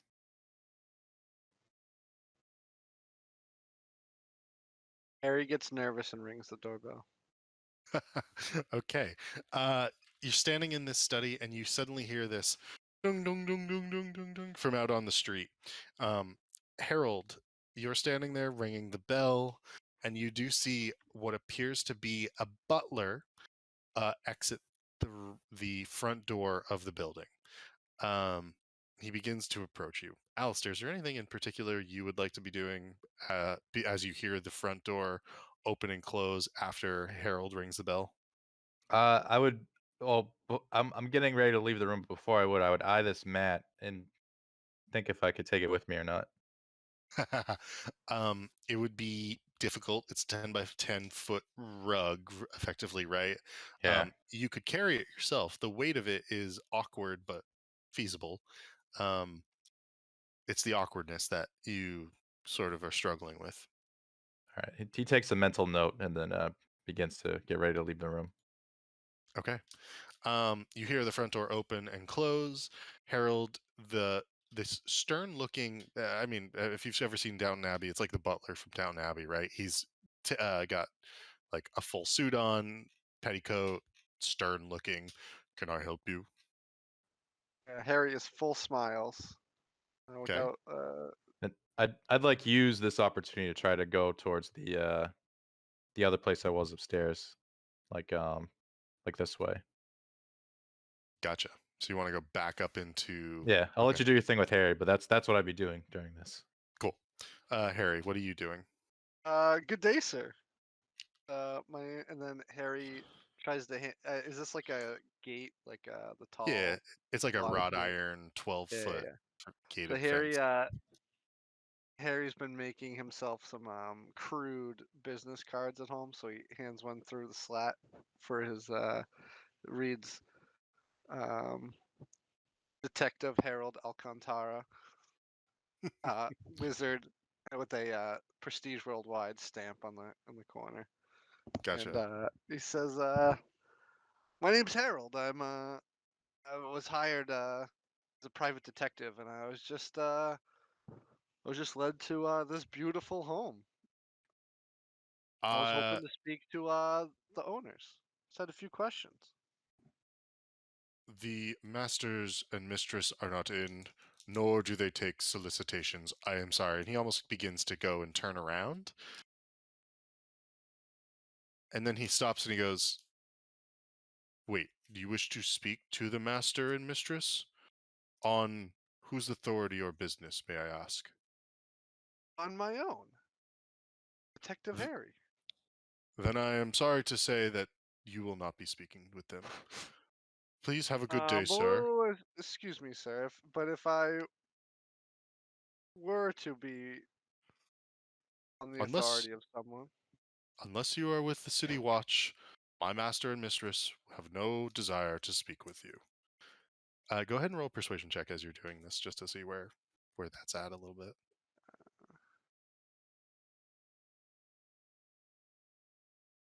14.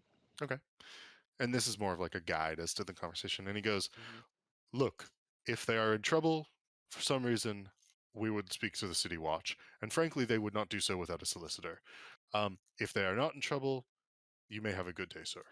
No, they're in no trouble. I was just had a few questions for him. This looks like such a lovely place. Beautiful big estate here. Uh, just And as this is happening, you see a man, and he's kind of dour looking, followed by two large, calm but eerie appearing mastiffs. They just have bags under their eyes. There's something about them that their appearance is like off about. And he comes around and he goes, "Who the fuck woke up my nap?" good day, sir. My name's Harry. And Harry tries to hand him a business card from afar. Gotcha. The butler turns and he goes, "No need, Herv. No need. You may go back. I'm dealing with this scoundrel at the gate, and frankly, I might have to call the guards. But don't worry about it, Herv. No need. You and the hounds can go back to bed."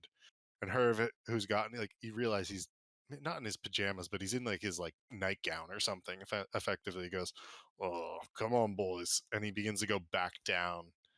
You like sort of lose sight of him pretty quickly as he goes back across the walk. Oh, Um, those look like lovely dogs, Harry would say. Sir, you may leave, and if you do not, I will call the city watch. I have no desire to do so, but you are beginning to harass and harangue. You have woken up the groundskeeper. Please, be on your way. Oh, my apologies. My apologies. I didn't mean to intrude at all. I didn't catch your name though. My name is of no importance, because you are unimportant. Please, be gone with you. All right. Well, if you change your mind, please give me a call. Just want to He's talk. he's like ripping up your homemade business card at this point. Oh, Harry looks sad. This guy's kind of a Have a good dick, day, sir. Harry but would he's yell all at him if he started to walk away. and he's as you walk away, you can tell that he's just making sure that like you've not done anything to the gate, and then he himself walks away. You get the sense that he was doing his job, but he's also just kind of a dick about it. Yeah, very rude. And he walks away. He walks down the thing back into the manor. All right. Harry would retreat to his alleyway. Gotcha. We're gonna go back upstairs. So Alistair will be here. Go ahead and do your thing. All right. I would round the corner, then approach this door, give the handle a jiggle. Gotcha. It's open. It's unlocked. Or to pop in there. Okay. And on the inside is another singular room. Again, orderly, neat, tidy, well maintained. Papers on a desk. Um, Similar to the other room, obviously significantly smaller. No windows in this one. All right. I'm gonna go through the papers, see if there's anything here. Yeah, go ahead and do an investigation check.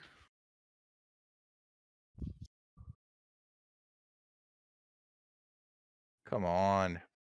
Okay.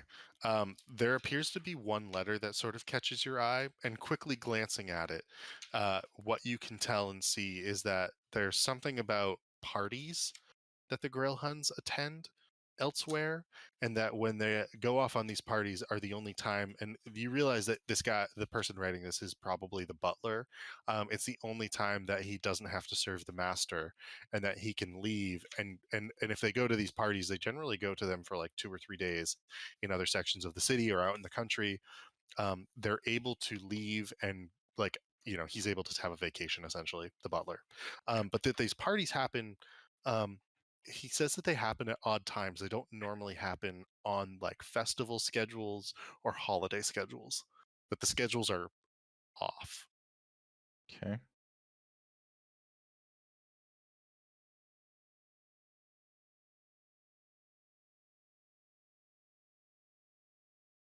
All right. I'll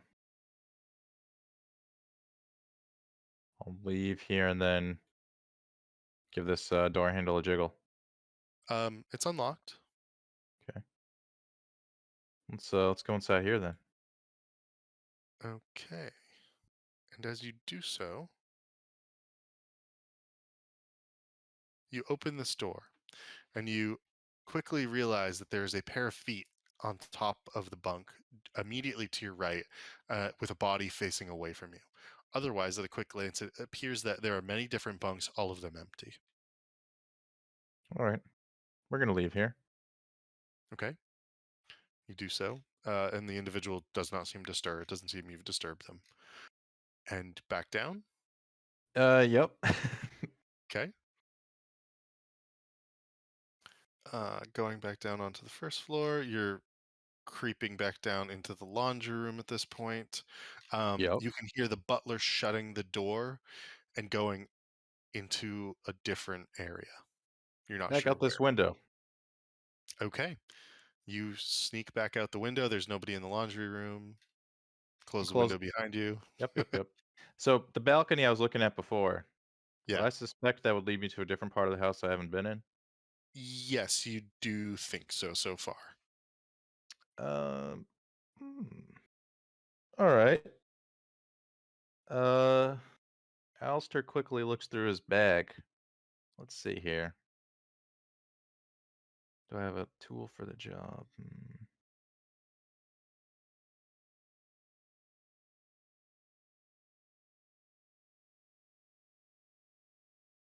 Hold on a sec. Oh, I see pittance, but that's no good. Huh. So I'm wondering if I were to tie a rope around a crowbar, there's possibly a way I could lasso it up there. Um, yeah, let me look at something, and then I will give you an answer to that.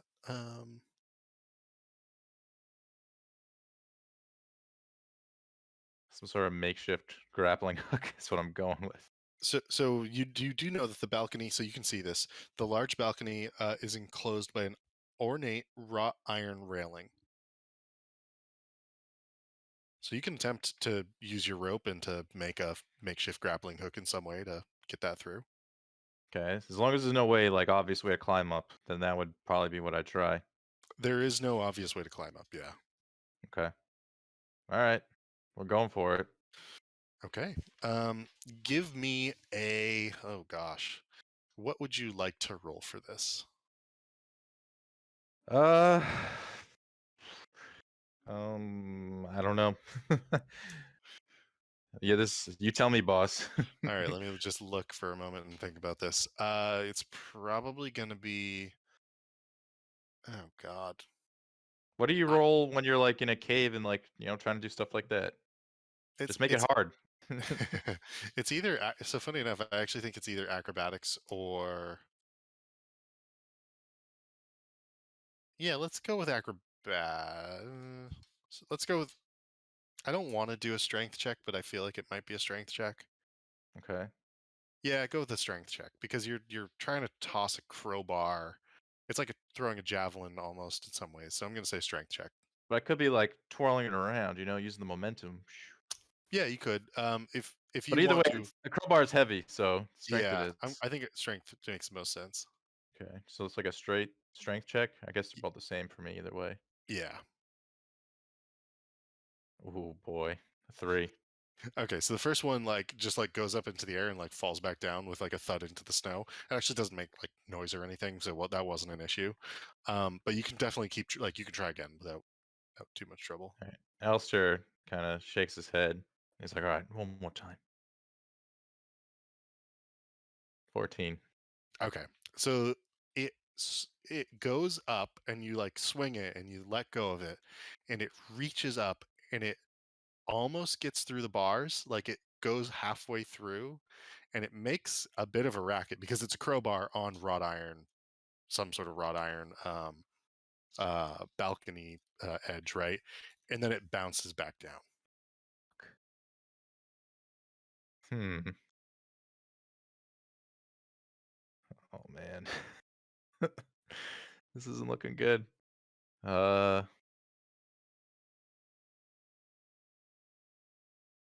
well, Alistair says, "All right, fuck it," and he's gonna use his spell to get up there. Okay, what are you We're, gonna use? we're Misty stepping up there. All right, you misty step up onto the balcony, which I will bring it back to the other one.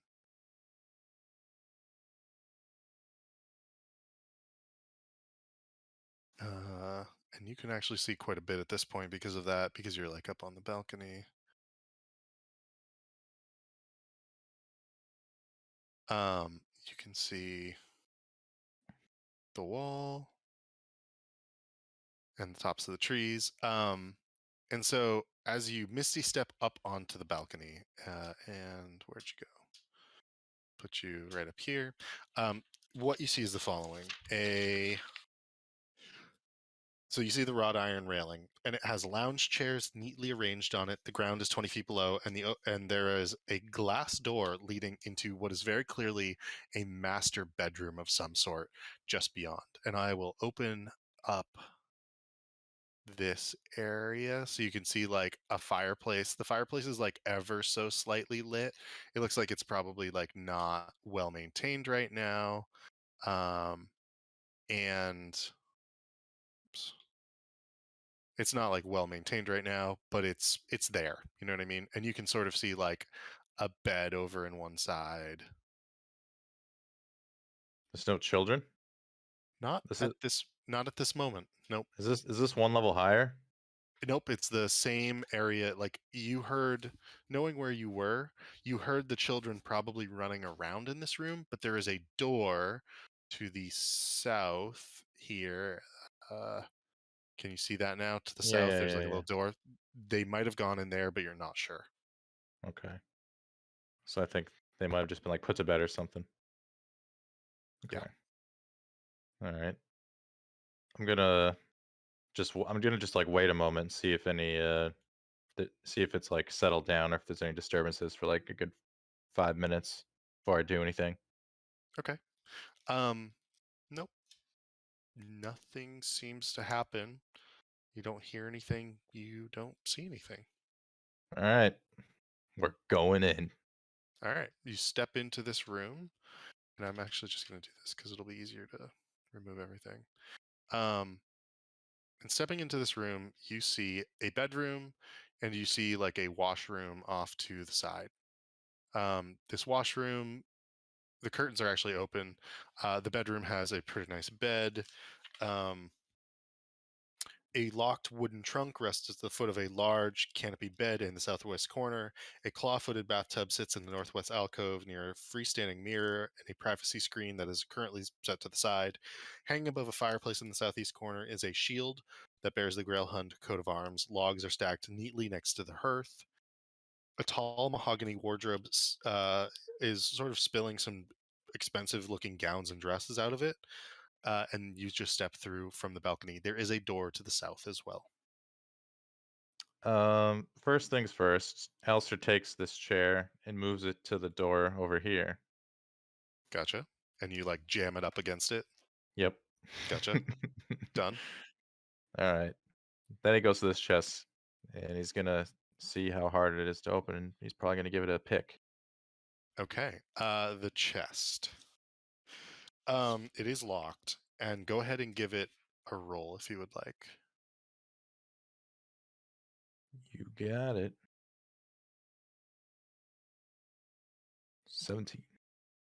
You pick the lock open, and as you open it, it appears to contain folded clothes and shoes. God damn it. Are they at least nice? They're nice looking. You're like looking through them. What is your passive perception? Passive perception. 13. Okay. And I mean, you're not sure how nice they are, but they're like decently nice. Okay. Well, I would probably s- sort of slide the chest over to see if there's anything underneath it. Um, there is not. Okay. As you do, go ahead and actually give me a perception roll as you slide it over. Okay. 14. Okay, that's actually good enough. It's there. There's a noise inside that could not have been coming from the clothes and the shoes. It's almost like a metal object rustling around on the bottom of the chest, but you didn't Like, see anything. okay. So let me look for like a trap door, like a secret compartment. Yeah, go ahead. Go ahead and roll another. Like you could roll investigation at this point if you want, or perception. It's up to you. Okay, investigation it is. 18.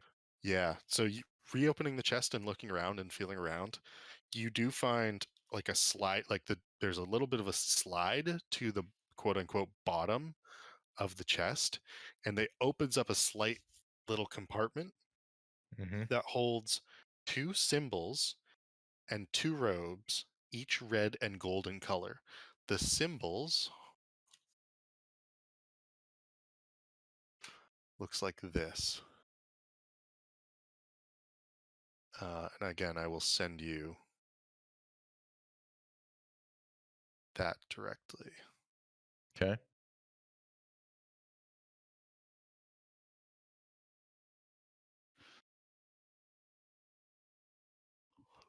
Oh,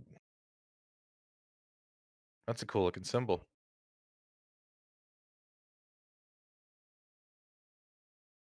Go ahead and make an Arcana check. Just looking at it.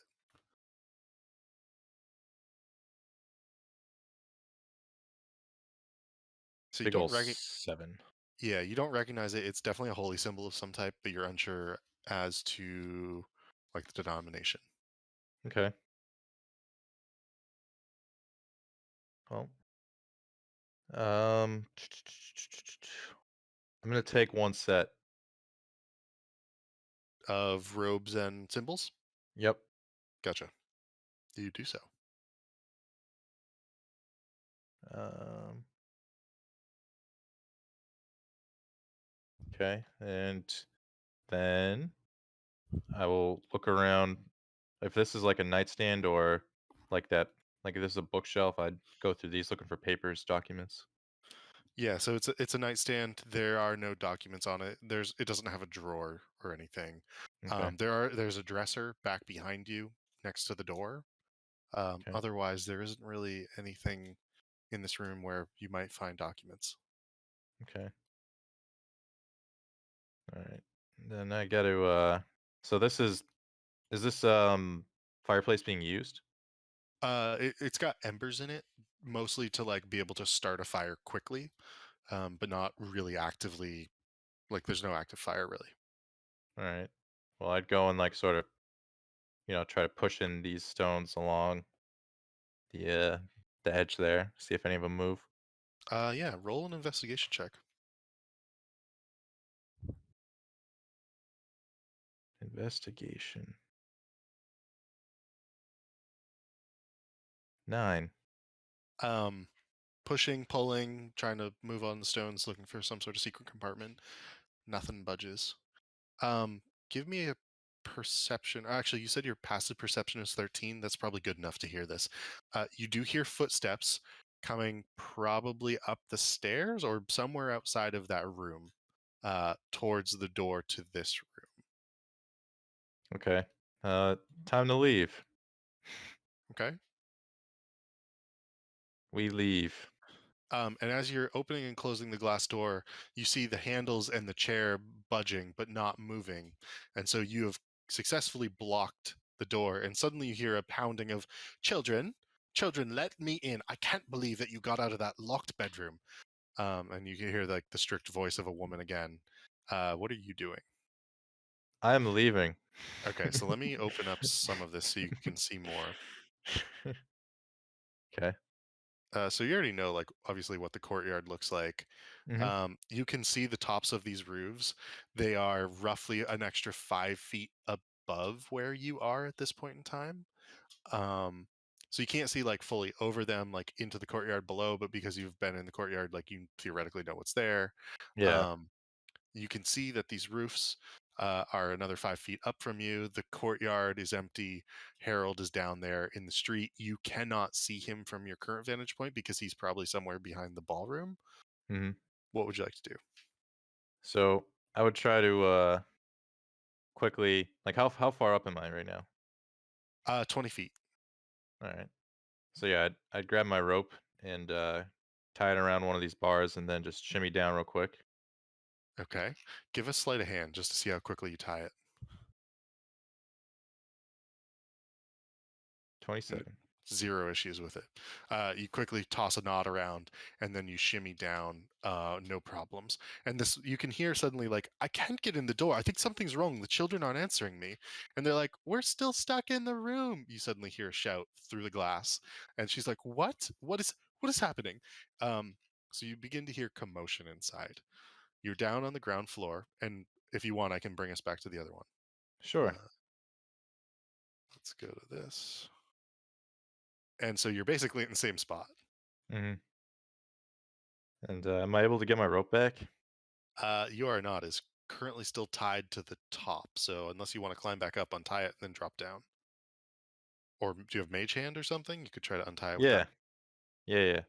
Okay, do a sleight of hand check with mage hand then to see if you can untie it. Okay. 22. You untie it, and the rope falls to the ground. Grab the rope and start running towards the place where I was talking about before, climbing up this and then over the wall. Gotcha. Go ahead and do so. Go ahead and make an acrobatics check. Acrobatics. 11. Okay. You climb up, you jump up and you reach up and you climb up onto the first one. You almost slip and fall from some ice on it, but it's okay. As that happens, it's the ice like slips off and smacks the side of the building. And as you do that, you suddenly hear a window open and it goes, "Oi, what the fuck is going? Who are you?" And you see the figure of the Herv, the groundskeeper, sticking his head out the window at you. Like, what the fuck? Go ahead and roll one more acrobatics checks to jump across over to the wall to get out of here.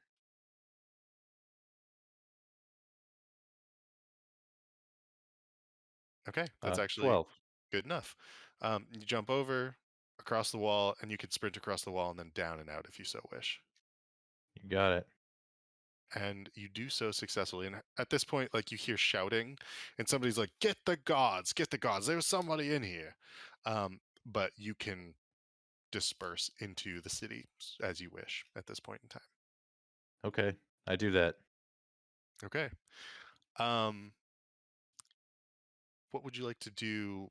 Is there anything else that you would like to do for this 10-day, or would you like to leave it with that?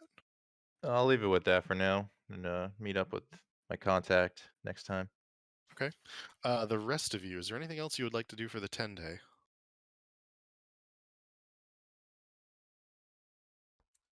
Uh, Not really. Victor's just been getting dirty and tunneling, Okay. working real hard on that tunnel. Nice. Yeah. I'm thinking about like trying to talk the city guard into letting me join them. Okay. Do you want to go down to see Gouge first, or do you want to just talk to the city guard? Like, Yeah, let me talk to the city guard first. Okay. And speaking with them, like you ask them what in particular. Hey, how you doing? What can I do to be a city guard member? And they kind of look surprised at the initial question. They're like, "Well, I guess you have been pretty friendly with us." Um, Typically, they recruit individuals they believe would be a good fit for the city guard. Um, that being said, you become friendly with them, and they don't think you're a poor fit necessarily. You would need to go through about 2 months of training. You would need to and generally you go and live at the barracks, you train for 2 months at the barracks, and then you graduate with like a small class of other graduates, usually 10 to 15 individuals, and you join the city guard as the lowest rank of guardsman. um, and then you generally have to do night shifts first. Hmm. I feel like that could interfere with my tavern responsibilities. Sounds like a bit of a commitment. It sounds like a bigger commitment that I want. And But they I kind of mean, laugh at that answer. They hear that pretty regularly. but I think it would be good for you know, I don't know. I feel like we could get a lot of intel being part of the city guard. Did we end up making an official contact with the Harpers? Mert. Or That was if Mert. we know where to get a hold of him? He told you where he lives. He has a manor that he lives in, but he said he would prefer to call upon you. Okay. Hmm. I don't know if I can really take myself out of like the whole action for 2 months. And is that 8 Yeah, that's rough. That's months? roughly like s- seven, 7, 10 days. 7, 10 days. Yeah. Okay. So you're doing this for like the feats, right? The feeds, and then I would figure, I might make an extra salary on the side. Yeah. Can I ask them what the salary would be Yeah. on the check? It's yeah. So as a guardsman, it's 1 dragon, 5 silver per day. What's a Um, dragon? a gold piece. Okay. One dragon, 5 silver per day, which is that to be like, you know, if $10 is minimum wage, it's like $20 a day. Or sorry, $20 an hour. You know what I mean? Like it's like double minimum wage roughly.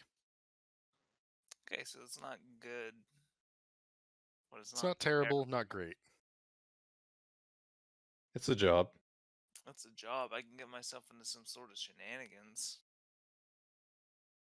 City guard. Mm. Why do you want to be a guard again?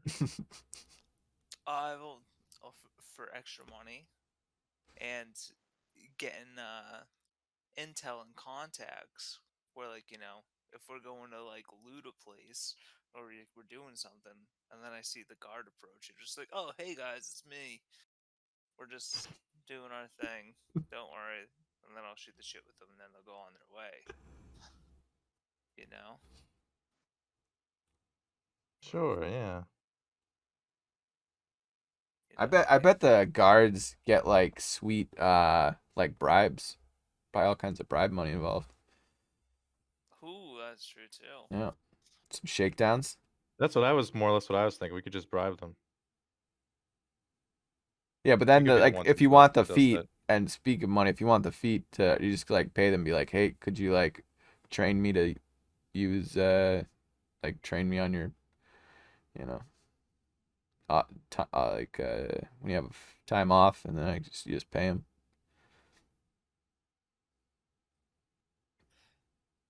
Yeah. What kind of weapons do the guards use? The guards use generally cudgels. Um, some of them also carry swords, but for the most part, they don't have deadly weapons because Waterdeep isn't necessarily the type of city until more recently where people carry weapons around. Adventurers like you are effectively the one counter example to this, where you know, when you see somebody walking through the streets armed, they are either some sort of adventurer, some sort of traveling knight, for example, or potentially a criminal, but also like it's one of those things where like the line between criminal and adventurer is kind of blurred, you know. Um, they could be a mercenary, they could be a criminal, they could be an adventurer, but until you see who they are and who they're with, it's sort of all up in the air.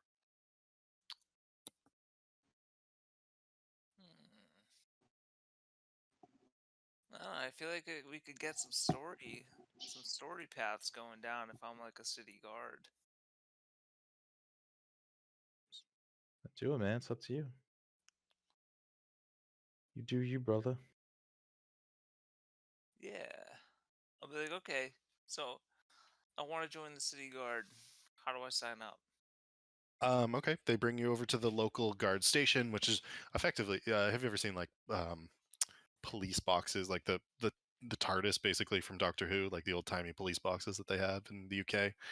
They have those on street corners all across Waterdeep, and so they bring you to one, and there's a form. They have you fill out the form. It's like your name, where you're living, and then they tell you the date for the next city guard. Um, it's a city guard college is what they call it, and they have 2 a year, and the next one is in the spring, and the secondary one is in the fall. The next one is in about 4 10 day when winter turns to spring, so you're actually getting towards the end of winter, and so it would be about 40 days from now for you to enter. Okay. I guess can you bring that up after we hit those 4 10 days? Yeah, totally. Let me take it down and say that you're gonna join the city guard. Yeah. Things might change by then, but we'll see where we're at. Sure. Volknar wants to join city guard. Gotcha. All right. Does anybody have anything else they would like to do in the 10 day, or is that about it? Because if it's about it, I think we'll wrap it up. I don't want to do the one or two last things I have before the rest of the group are here. Well, can I also ask them about the what's it called? The Field of Triumph? Yeah, totally. I'm like trying to get my weapon mastery up. Yeah. Anything in particular about the Field of Triumph, or Um,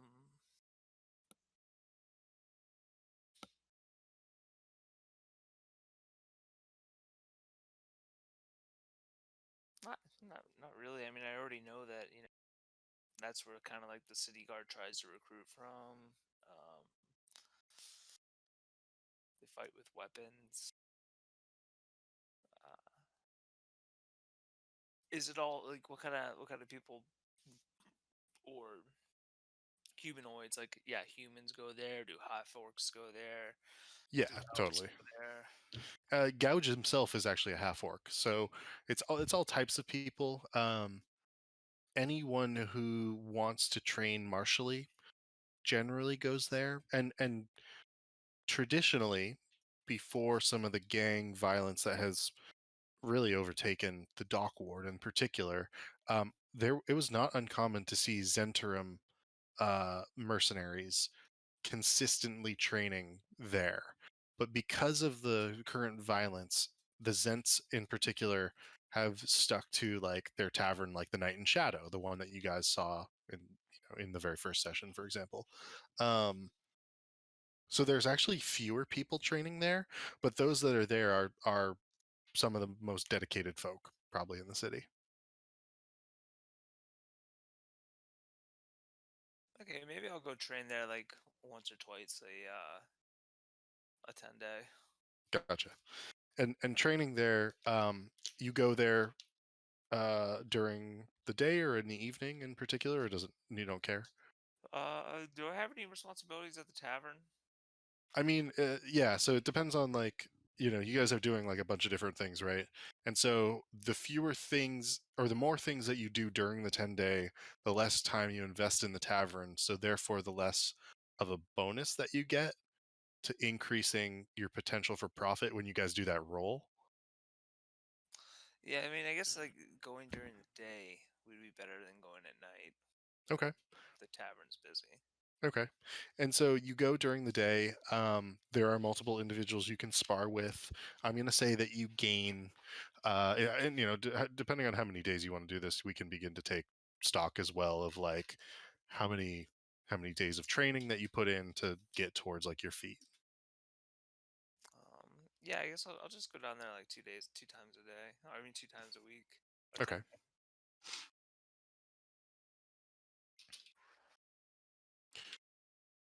Um, Gotcha. So you go down to the Field of Triumph, and you do some training. Gouge is only there in the evenings in particular, so he's not around during the day to train with. Um, Who is Gouge again? Gouge is the notorious weaponsmith and weapons master who makes his own specially weighted weapons to be able to like hit harder with. Oh, okay. Well, it sounds like I should go at night then. He's only around in the evenings, but like you're still getting like just going there during the day. You're still like making connections. You're still training, and you're still getting 2 full days of training in for this. That's all. Okay. That's cool. Anyone else or anything else you want to do, Volknar? Are you good? I'm good. All right. So let's do one last roll, which is to see how much money you guys made. I think I'm based on the number of actions that you guys took this week and the fact that there were sort of like a bunch of different little things. I think I'm just going to say it's plus 25 this time and not the full 30. So go ahead and roll a D100 and add 30 to it. All of us?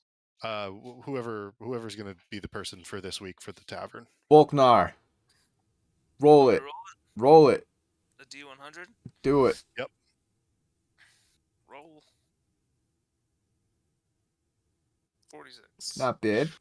Okay, so you guys break even this week. It's the same as it was the last week. Actually, I think the last one was like a 52 or something. Yeah, you guys end up breaking even on this week, and so the tavern does not make a profit, but you cover your costs fully. And so the tavern, it doesn't limp by; it's doing its job. In fact, if anything, like you're paying folks because you hired a bunch of folks through the guild, and you have a place to live and sleep. And so you're making your coin elsewhere, but that's okay. All right, let's call it here. I think that makes the most sense. We'll pick it up next week, hopefully with the whole group.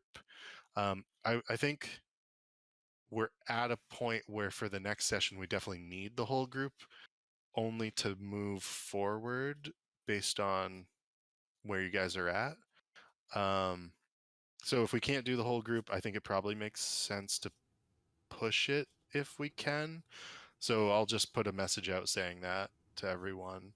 And that's not like it's like Harold, like you've missed one randomly once or twice. Aerith has missed one now. Like that's not a big deal. It's just like it's finally the next. I think the next session is pretty important in terms of everything where we are. So I don't want people to miss it. That's all. Nice. Makes sense. We gotta do some That's good. pumping. That's good news. Yep.